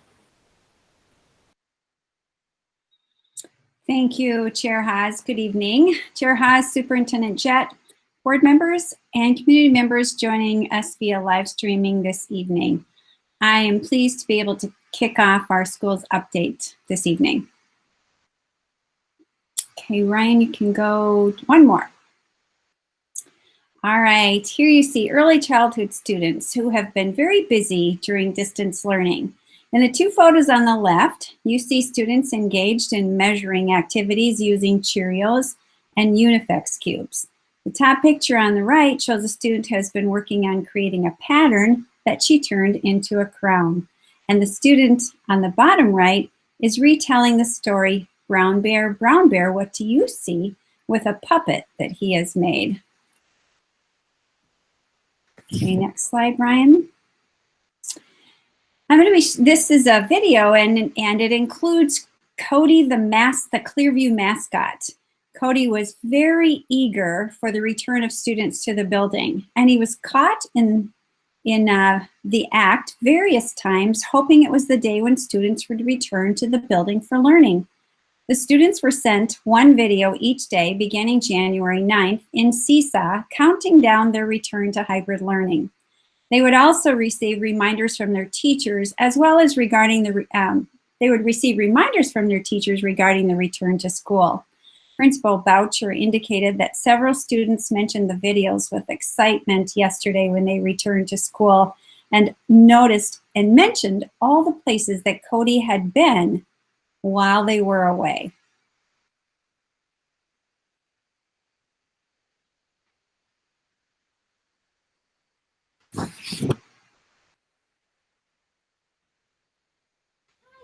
Thanks for coming to my classroom.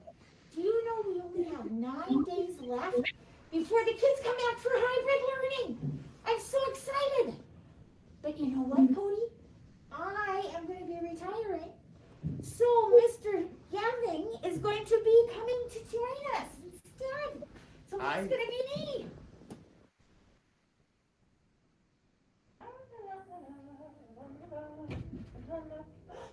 Cody, what are you doing? No, I'm sorry. The kids are going to have to come back to hybrid in 8 days. 8 days? Can you do it? Good. I'm so excited to see you. Can't ride the bus yet. You have 7 more days till you return to hybrid. Cody, what are you doing? It's 6 days before we come back to hybrid. Cody, in 5 more days, we get to share our playground again! Yay! Cody, in 4 days, my class is going to be back at school. I'm so excited. Are you excited, Cody? Yay!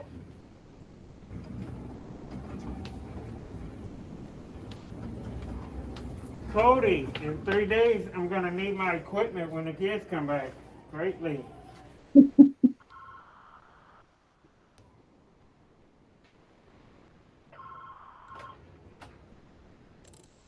Cody, in 2 days, I get to answer the phone.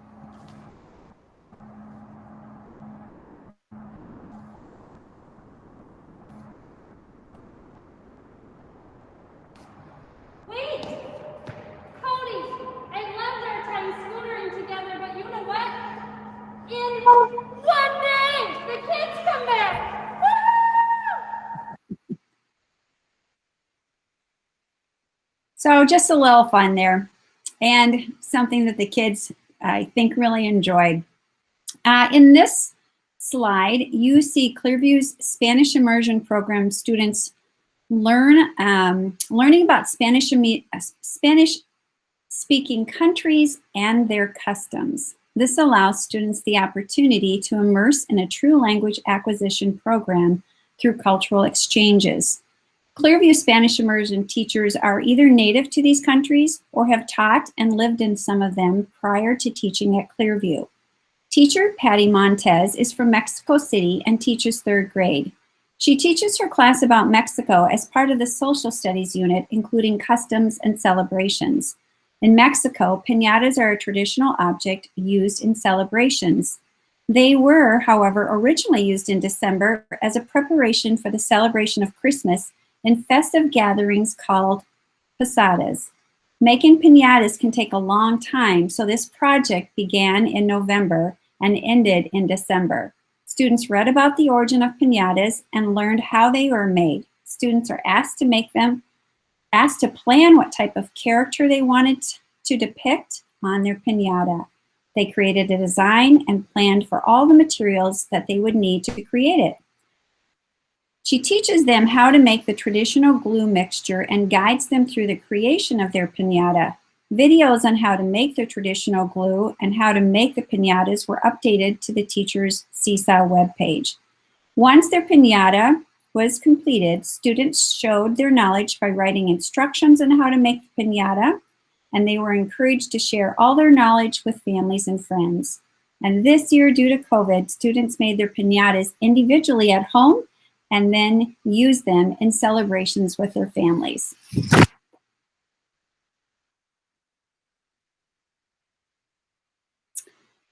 Here you'll see a kindergarten video with Spanish immersion students who are learning positional words. And in this video, you will see them practicing these positional words with their teacher over a Google Meet. The students are moving an object into different positions based on the word their teacher, Marita Schmitz, gives them in Spanish, such as above, below, in front, and so on. The students are working very hard and adapting to learning in lots of new circumstances.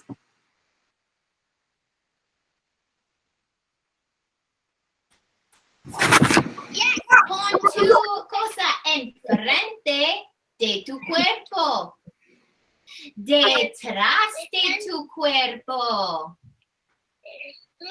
arriba de tu cabeza. Muy bien, Avery. Muy bien, Madeline. Muy bien, Ryder. A tu lado. A tu otro lado. Pon tu cosa delante de tu estómago. Detrás. Delante. Detrás. A tu lado. Arriba. Y hoy nosotros vamos a trabajar en la palabra entre. In between. Can you put your thing in between your hands? Entre de las manos. Entre de las manos. Muy bien. Arriba. Enfrente. Detrás. Delante. Detrás. Arriba. Abajo. Y a tu lado. Muy bien, niñas y niños. Siéntense. Where are we being done with that?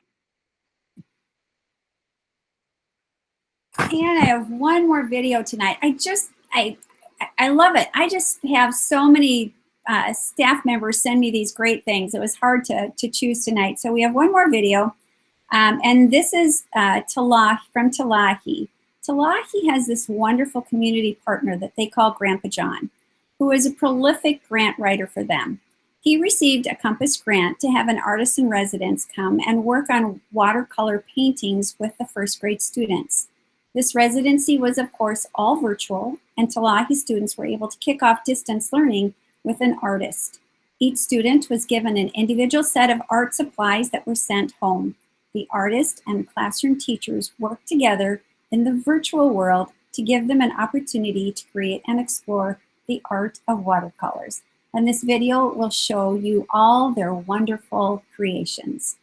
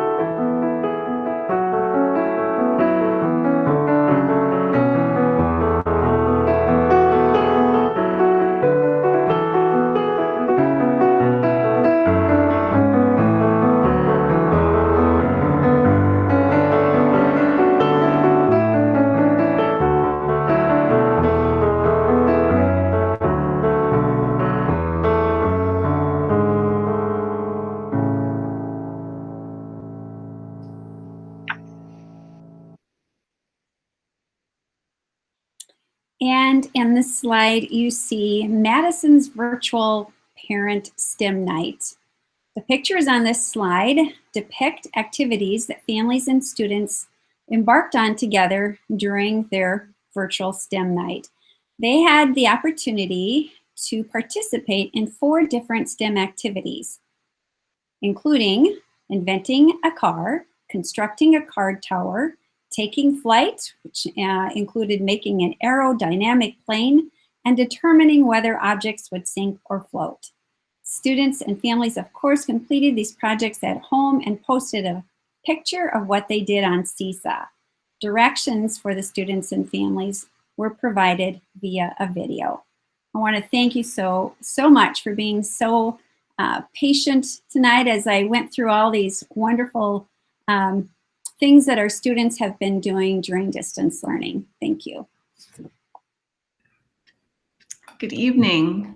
I'm excited to share some updates from our secondary schools and activities. Our first update is from a American Sign Language class that serves both tech and Apollo students. It's taught by Deb Dotzler. And when I was thinking about what we've offered you, or what I've offered you from a secondary perspective, we haven't seen a lot of examples of instruction during distance learning. So Ms. Dotzler kindly offered this video, and we'll take a look at her teaching some sports vocabulary.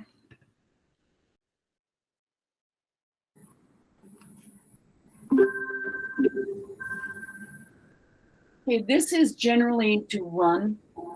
X's, dominant. Non-dominant is actually in front, which is kind of a weird. Usually your dominant is the one that does the most movement. And this, I've seen it done this way for the idea of track with running, you know, against someone. The 2 of you start off together and usually one will take off, but I'm not used for that.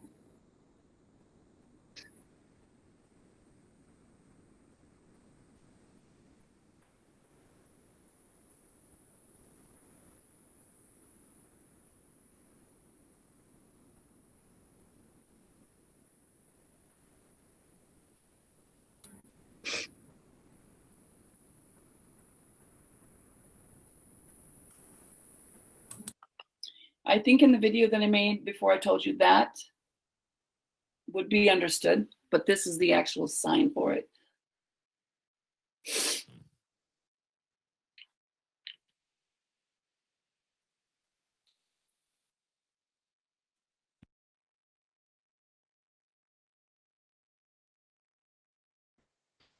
Our world language teachers have had a challenge teaching our students a new language, just like I think some of our early teachers in kindergarten, first, second grade, as they try to teach our students that language acquisition from a remote spot. But our world language teachers, much like all of our teachers, have just been fantastic about their creativity and perseverance. Thank you, Ryan. You can go on to the next. There we go.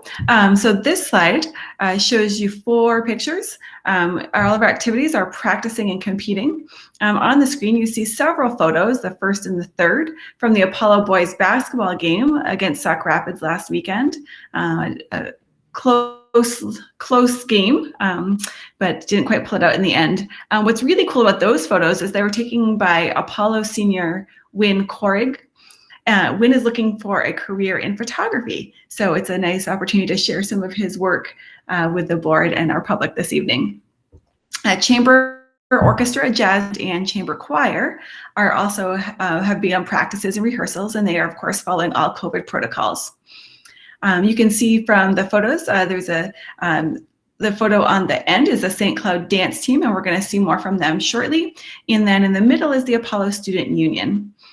And at the beginning of the secondary presentation, there were slides or photos of the Apollo boys swimming team and the St. Cloud Icebreakers. So trying to give you some action shots of the many activities that are happening right now. Though I don't have photos for you, I'm happy to announce that middle level girls basketball is up and running. And while our numbers do remain a little low, we're pleased to see an uptick in registrations following our transition to everyday practice. Our students had been on the hybrid, the every other day model, but we changed that to every day, and coaches have been incredibly encouraging in creating a fun atmosphere for our female athletes. Boys basketball at the middle level will begin February 22nd, and we're excited that we will also be able to offer basketball practice on a daily basis for them. And as I promised on this next slide, you'll get to see our St. Cloud dance team. It's the co-op between the Apollo and Tech dance teams. And you're gonna get to see a short video of their performance this past weekend. I believe it's a jazz performance at, they were competing at Anoka.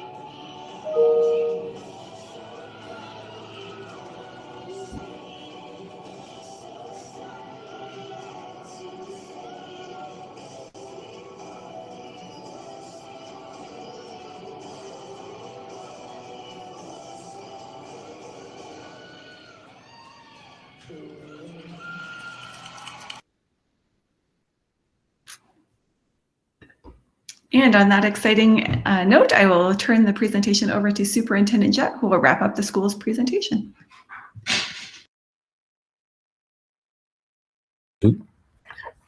Okay. Make sure that I say this correctly. All right, good evening, Chair Hawes, members of the board, and to our public watching from home. Tonight, I'll provide you with an update on our learning model plans and share information from the state regarding COVID-19 vaccinations. Ryan, next slide, please. First, our learning model update. On the screen, you can see the calendar for our return to school for all PK through 12 students. On January 29th through February 2nd, there will be no school for PK, grades K-5, and alternative sites. These are transition days for our staff. On February 3rd, we will begin in-person learning for our preschool according to the 3 or 4 day schedule families registered for. We will also begin in-person learning for grades K through 5 and alternative sites. These students will attend school Monday through Friday. What I need to say is, and what you heard earlier today, is our students have returned to the hybrid model at the elementary level. So when I say we will begin in-person learning for grades K through 5, that's a K through 5 Monday through Friday and our alternative sites. Also, on January 28th and January 29th, there will be no school for grades 6 through 12, our secondary students. These are transition days for staff. On February 1st, there will be a return to hybrid learning for our secondary students, grades 6 through 12. Students will attend on the AB cohort model, which means they come to school either Monday and Wednesday or Tuesday and Thursday. Again, this is just like the start of the school year. Next slide, Ryan. On Monday, January 18th, we were alerted by the Minnesota Department of Health and the Minnesota Department of Education that we would begin piloting a vaccination distribution system. The state informed us that they were distributing vaccines to healthcare facilities and school districts as able. Rather than have to give vaccines in our schools, we were fortunate to have a pilot site established at the River's Edge Convention Center. District 742's initial vaccine allotment was 27 shots. We know that's not many and hope that we continue to receive additional doses as the pilot expands. The state provided guidance for how to prioritize recipients of these limited vaccinations. We were to prioritize recipients first by learning model, meaning staff who were returning to in-person learning. We were also to prioritize recipients by age. We were told that nursing staff and employees age 65 and above would receive vaccinations through the county or a healthcare provider and should focus first on employees age 55 to 64. I definitely want to thank all of our nursing staff and our COVID response team for their tireless work over the past months, and I'm saying months, to keep our community healthy and to support the vaccination distribution process. Next slide, Ryan. And with that, does anyone have any questions? Al, any questions? No. Zach? No. Scott? Les? No. Natalie?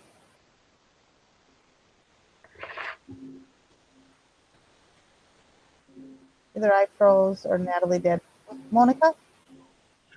Well, I, of course, have to say something. I'm really, really, really in love with these presentations, Marsha. You got me since that Masca, and then after the Masca, you got me with the Spanish immersion, and then we finished with art. So I felt that this was all for me. So, thank you so much. I did love the presentations, the videos. Lori, I know that it's hard to keep up with these little kids, but you did a really great job with the sign language. Thank you so much for that. So I just had a couple of questions. Thank you. Thanks. And Natalie, I missed it. Did you have any questions? Yeah, comments? sorry, my internet dropped right when you said my name, so gotta love that. No, I just, oh man, Marcia, I think that every time we come to this board meeting, I'm like, I can't wait to see those littles, you know? I have kids that are over 6 feet now, so it's, you know, it's beautiful. We found out the other day that our whole family can still recite Brown Bear from memory, because that's one of their first books. So, and just the joy that Cody brought, you know, again, there's just not a lot of joy in a pandemic. And so for us to bring that to the kids is so beautiful. I know that my boys are really happy, Lori, that that Knowledge Bowl was able to happen online. So I was so flabbergasted because I saw my oldest son walk out of his room at 8:30 on a Saturday morning. And I was like, what are you doing up? And he's like, I have Knowledge Bowl meet at 9. So it's just to get back to that normalcy has been really great. So thanks for your hard work on that.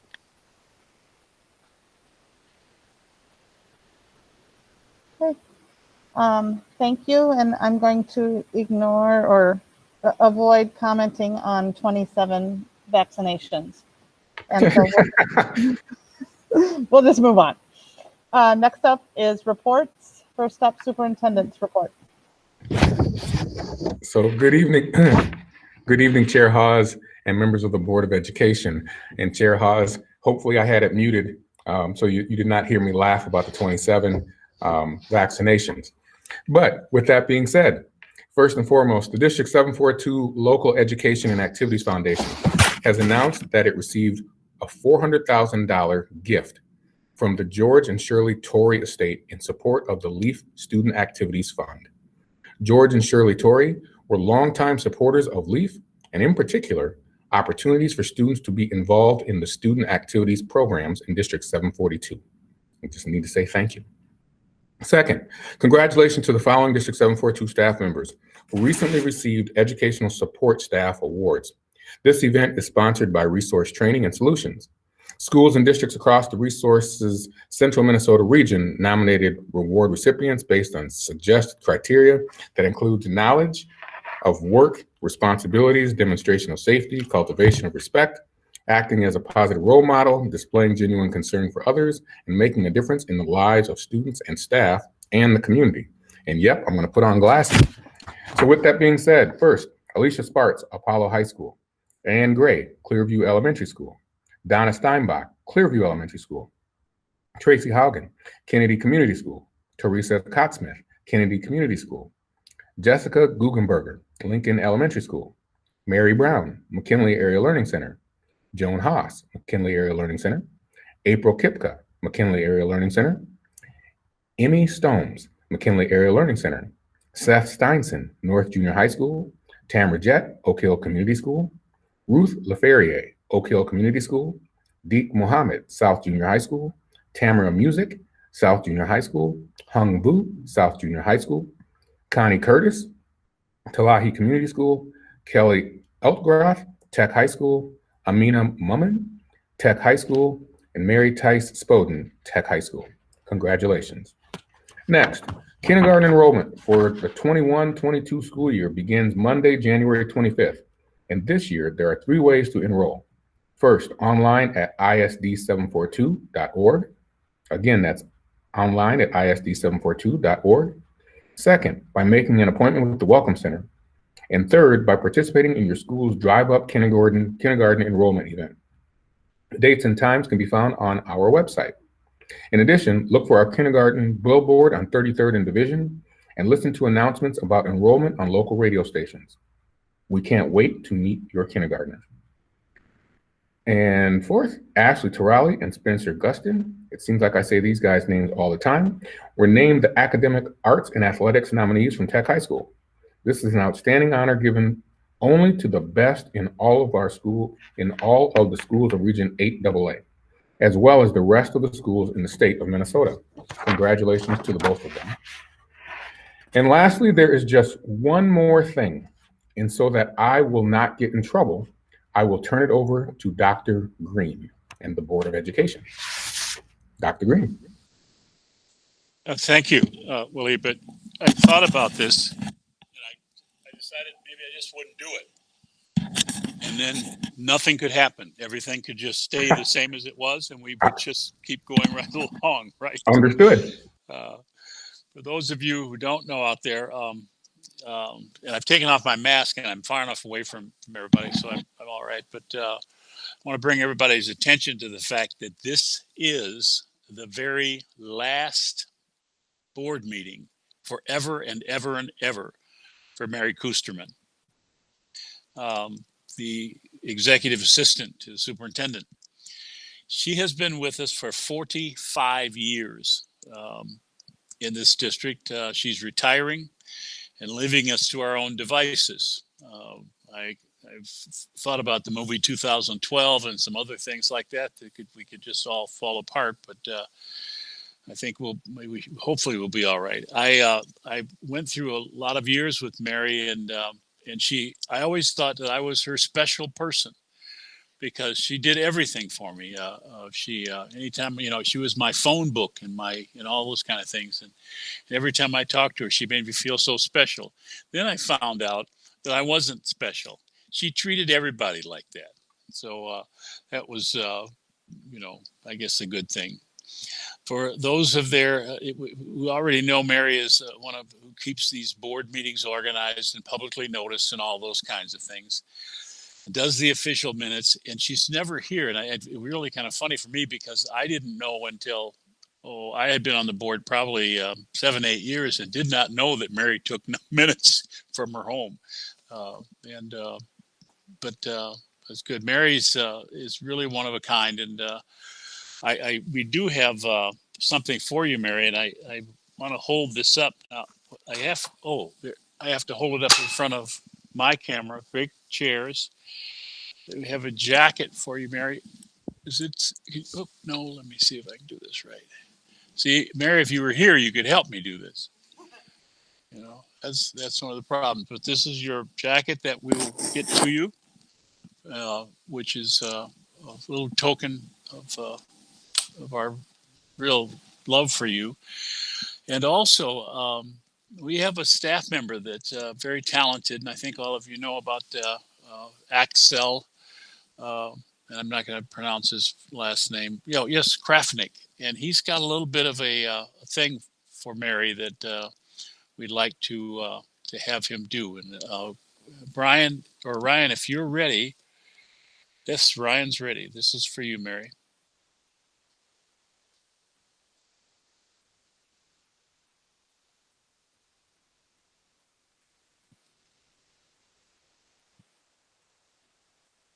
All right, one more time.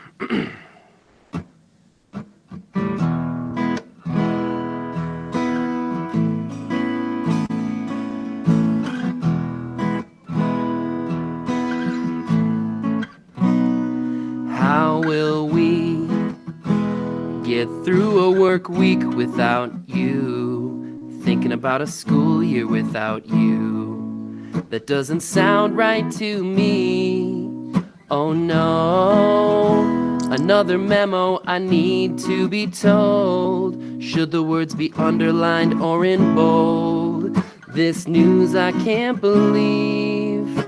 You are gonna leave some big shoes to fill, so cheerful and welcoming. And tell me now, how will we work without you? I want to know. How will we see the light down the tunnel without your glow? How will we ever, ever survive? We'll fall in line, we'll modify and follow your lead. Without you, we'll be so inconsistent. Without our best executive assistant, what a terrible office setting. Oh, Mary, even though it hurts to see you go, we'll get round to walk you out the door. Or when you finally leave, Mary, you have dedicated your life for 45 years. And now it's time for you to do whatever you want, maybe start new careers. And 742 will never be the same. You've inspired all your peers. And tell me now, how will we work without you? I want to know. How will the district operate without you? When Willie's on his own, they say you won't be here. Well, then where will you be? On a lake, in the sun, or on a beach in Maui? And tell us now, what will we do without you? We want to know. How will we make it through board meetings when you never show? They say you're done working, that sounds like a lie. 44, 45, why not 46? Mary has worked for 8 different 742 superintendents, from Kermit Eastman to Willie Jett, with Bruce Watkins in between, twice. So here's to you, with loud cheers, to 45 years. Congratulations, Mary Kusterman. Excellent. Thank you so much. Wonderful. Mary, we wish you many, many, many good years. And I don't know how I'm going to call in and get somebody's telephone number now, but thank you so much. And congratulations. Chair, thank you, Dr. Green. Chair Hodge, just one more thing.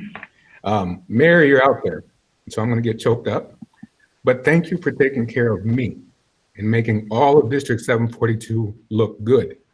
Our mission statement, what it says, our mission is to provide a safe and caring climate and culture in which we engage, inspire, educate, prepare, and empower all learners in partnership with their surrounding community to be successful in today's and tomorrow's society. Mary, that sums up who you are and what you stand for. Thank you. We wish you well, Mary. You'll be dearly missed. Thank you for all your years of dedication. Good luck to you. Enjoy your life and your family and your retirement. And as you see, she 100 miles an hour, she put something in the chat.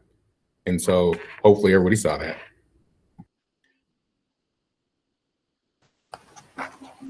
Okay, getting close here. Next up, we have Board of Education Standing Committee reports. Monica, do you have a report for Board Development, Policy, and Governance? No, I don't have a report. We haven't met yet. We'll meet next week. Thanks to Mary that set up our appointment and that we are going to be all together. And I just gotta say, well, really, and Mary and that son, you got us all chalked up. It's not only you, it's here if we're trying to pass this one. Mhm. Thank you. Al, do you have a Finance and Audit Committee report? Yes, I do. Finance and Audit met January 14th, just this past week. And President, myself, Amy, Gary Ganji, let's see, Amy Scallerwood, Gary Ganji, Scott Andreas, and Willie Jett. Monica Segura Schwartz was remote. And then we also have a new member on the committee, Carl Cohen, who's going to be our community member, our community participant on the Finance Committee. Carl has been a very active participant in our community finance discussions that we hold quarterly or twice a year during the noon hour, and he's always got a lot of really good things to say and a lot of really good questions, and we felt like he'd be a good choice, and he said that he was interested in doing it. So we're looking forward to Carl being at our meetings. He wasn't able to make this first one on such short notice. And Mike Spanier was also present at the meeting. We had 4 things on the agenda that morning. One was an update on the 713 Anderson Avenue building. And I have a little extra update on that one, but for right now, they're calling it the Anderson building, but Willie has started the process of forming a committee to develop a name for the school as per our school naming policy. And so that name will probably be changing down the road, but for right now, it's the Anderson building. And Amy reported that we did not close on the building on January 12th as planned. The district has requested a 30-day extension to provide more time to complete our due diligence work, which includes determining what modifications, if any, need to be made to the building to convert it to an educational occupancy. Currently, it is a business occupancy. Educational occupancy has some stricter standards, and we don't want to be surprised with any major enhancements that we would have to make to the building. So far, it sounds like things are going pretty well, and it doesn't appear that way. But we don't want to close on the building and then find out by surprise that we did something that we shouldn't have done. So we just requested a little bit more time, and I think Willie's going to have an update for you on that in your meeting with Willie, which most of us have scheduled in the next few days. Correct, Willie? Yes. Correct. Next up was a long-term facilities maintenance project update. Amy presented an update on the various long-term facilities maintenance projects that are planned for this summer, and when projects requiring bids would likely be coming to the board for approval. So we went through the list of items that they're proposing. All of them will come to the board for approval if they're over the amount. Otherwise, if they're under the amount, they don't come to the board. And but most of the ones, and there were quite a few different projects that we were talking about, but they'll each come to the board on their own. Next, we talked about gymnastics. The lease on the gymnastics facility that we've been using for gymnastics practices ends in February, and so we discussed gymnastics program needs, and we talked about, and this was the second time we've discussed this. I know Willie had some discussions with Joel, the coach of the team, asking, and I think, Willie, you updated the board on this at the last meeting, but asking what things that they would need in that facility to make that the way that they would want it to be. And there was 4 items that they requested. I forget exactly what those were. I know one was an ice machine. There was some different things that they needed. Technology, transportation, a training room for the ice machine, and space in terms of bleachers and locker rooms, so changing room. Yep. And it looks like we're going to be able to do all of those. And so anyway, this item will be, there weren't any decisions made, but this item will be brought forward to the board at the February 3rd work session for discussion. So if you have any questions on that, and I think that may also be an agenda topic for your one-on-one meeting with Willie. So, correct. And then we'll continue that discussion at the next work session. And then the last thing that we discussed were cabinet priorities for the remaining bond money that's still in our account. And the committee discussed prioritized project developed by the superintendent's cabinet. And this again will be on the agenda for the February 3rd work session. So there were no decisions made on this again. It was presented to us and we discussed and asked questions about it, but this full thing will be coming forward to the board. We did just help to prioritize some of the items. They're going to come like with a 1, 2, 3, 4, 5, 6 priority, and we can't do them all. So some things may move around, and some of them we don't have to do right away. So it isn't like this is an emergency where we have money that's burning a hole in our pocket and we have to spend it. But there are some really good ideas for what we can do with some of that money, and that will be coming on the February 3rd work session for a full board discussion. So that would be it for the Finance Committee. Thank you, Al. Zach, do you have a report? Les? No. Crap. Oh. No, I have no report. Our first meeting will be February 3rd. Thank you. And Natalie? Yes, Madam Chair, I do have a report. We met this week at the bright and early time of 8 a.m. with some fine people on this here call. And we actually just talked about the year. We have a new member of our committee, Scott, and we wanted to make sure that we kind of explained what the breadth of the committee is, but then also we worked really hard in 2020 to make sure that we were having a consistent schedule of what are the things that this committee is really needing to have on the schedule yearly. And then of course, as things come up as well. So amazingly, we filled all the slots except for 3 for the whole year with just things that need to be done on a yearly basis. So we have some good plans coming forward. One of the things I'm really excited about is that last year, for the first time during Lacey's American Indian Ed update, we also, invited everybody from the board into some one-on-one professional development around the ideas of American Indian education and the history of that in our state. And so we talked about having Scott that available for Scott as well, since we all got that last year. And Scott could be brought up to speed on what we know so that she doesn't have to reteach that at a board meeting to all of us. And then she, of course, wants you to know that she's always willing to meet and to go further, if anybody is wanting to on a one-on-one level.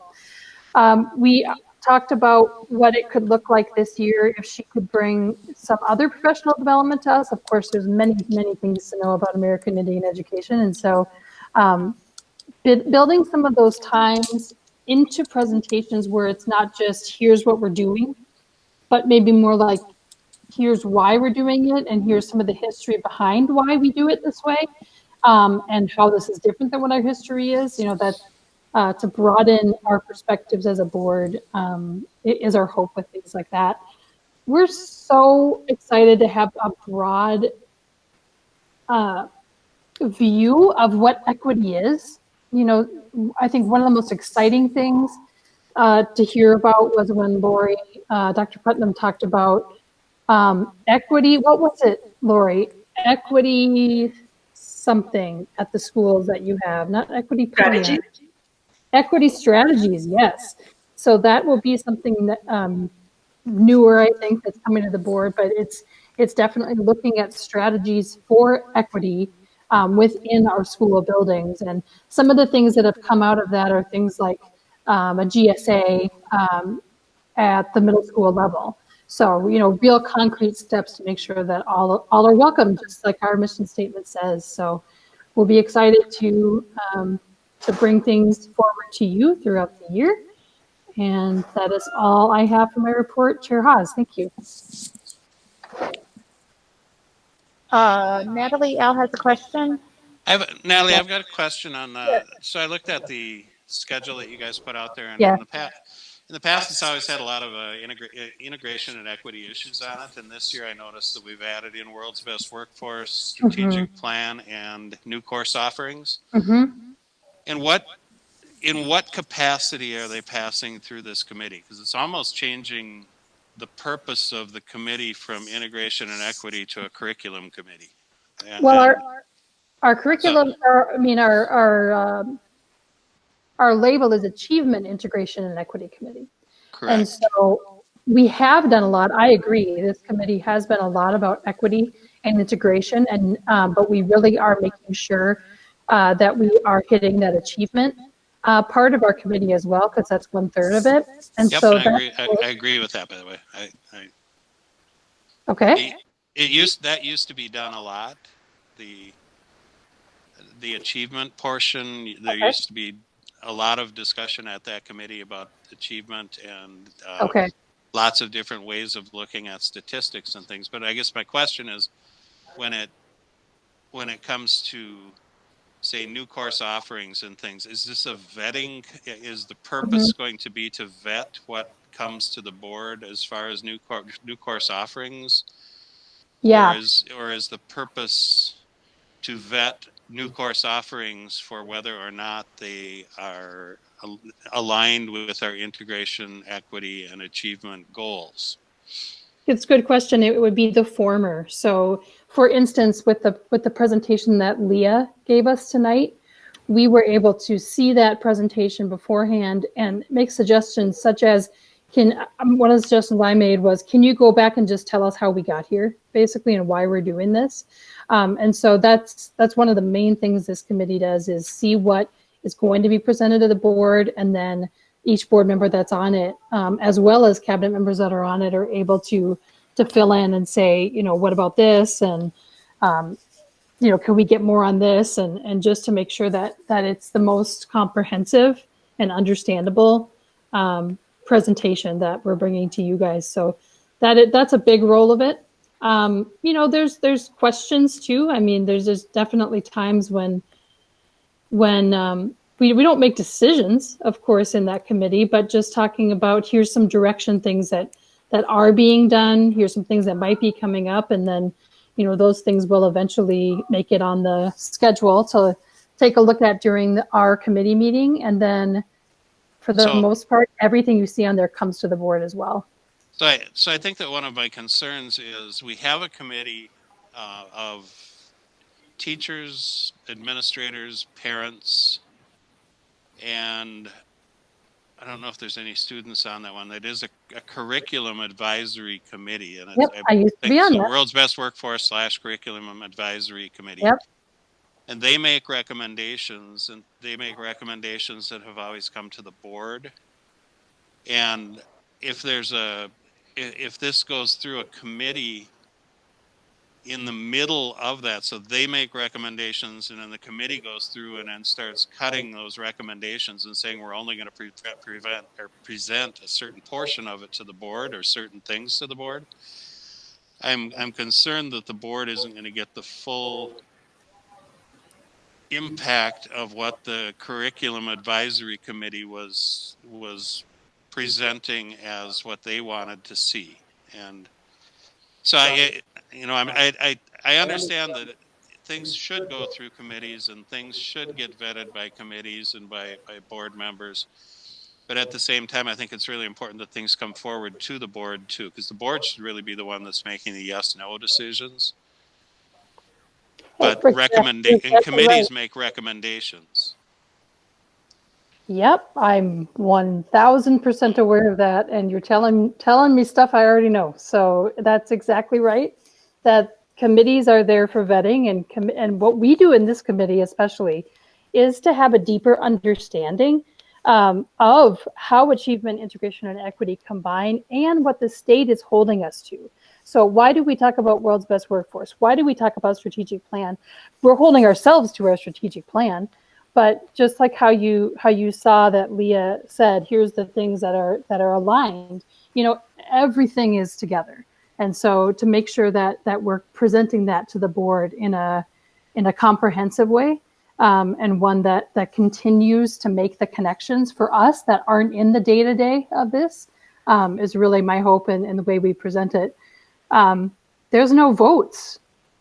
on the committee. Like, no, throw this crap out. You know, that's never what we would do. It's actually more so, can you give us more in this area? Because maybe all board members wouldn't necessarily understand it with just what you said here. You know, I can say maybe I don't understand it. So it's really going to actually be from this committee that you're getting more information and not less. Okay, and I mean we'll see how I trust you. We'll see how it goes. It just those 3 items being added to the schedule. It's a pretty big. So those items were on the portion. schedule last year. Yep. So the World's Best Workforce was on there last year. Yep. Or either that or the strategic plan was on there, but Yep. the new course offerings has not been on there in the past that I've. Right. That's a new one because again, the vetting and the talking about what exact, not the vetting like what's going to be taken out, but what does the board need to hear? So that, you know, really what I see my role as committee chair, and then the board members that are on it as well, is to be that bridge between the folks who are presenting and the board, so that folks that are presenting, you know, if it's Lori, I mean, they know us, they know what they're going to present, but having someone like Leah come in and meet with 3 board members really gives her a different sense of grounding, I would think anyway, of being able then to present tonight, but not doing it for the first time, you know, in front of all of us without any feedback. So I think there's a sense of safety in that for our presenters, and then just also again that's that collaboration that we're doing this together and that we're all in it together. And to be able to anticipate questions from the board, but that's exactly okay. it. Yep, okay. That's exactly it. Thank you. Thank you, Al. Okay, that concludes our board meeting for the night. Meeting is adjourned. It's 9:15 p.m. Have a good night.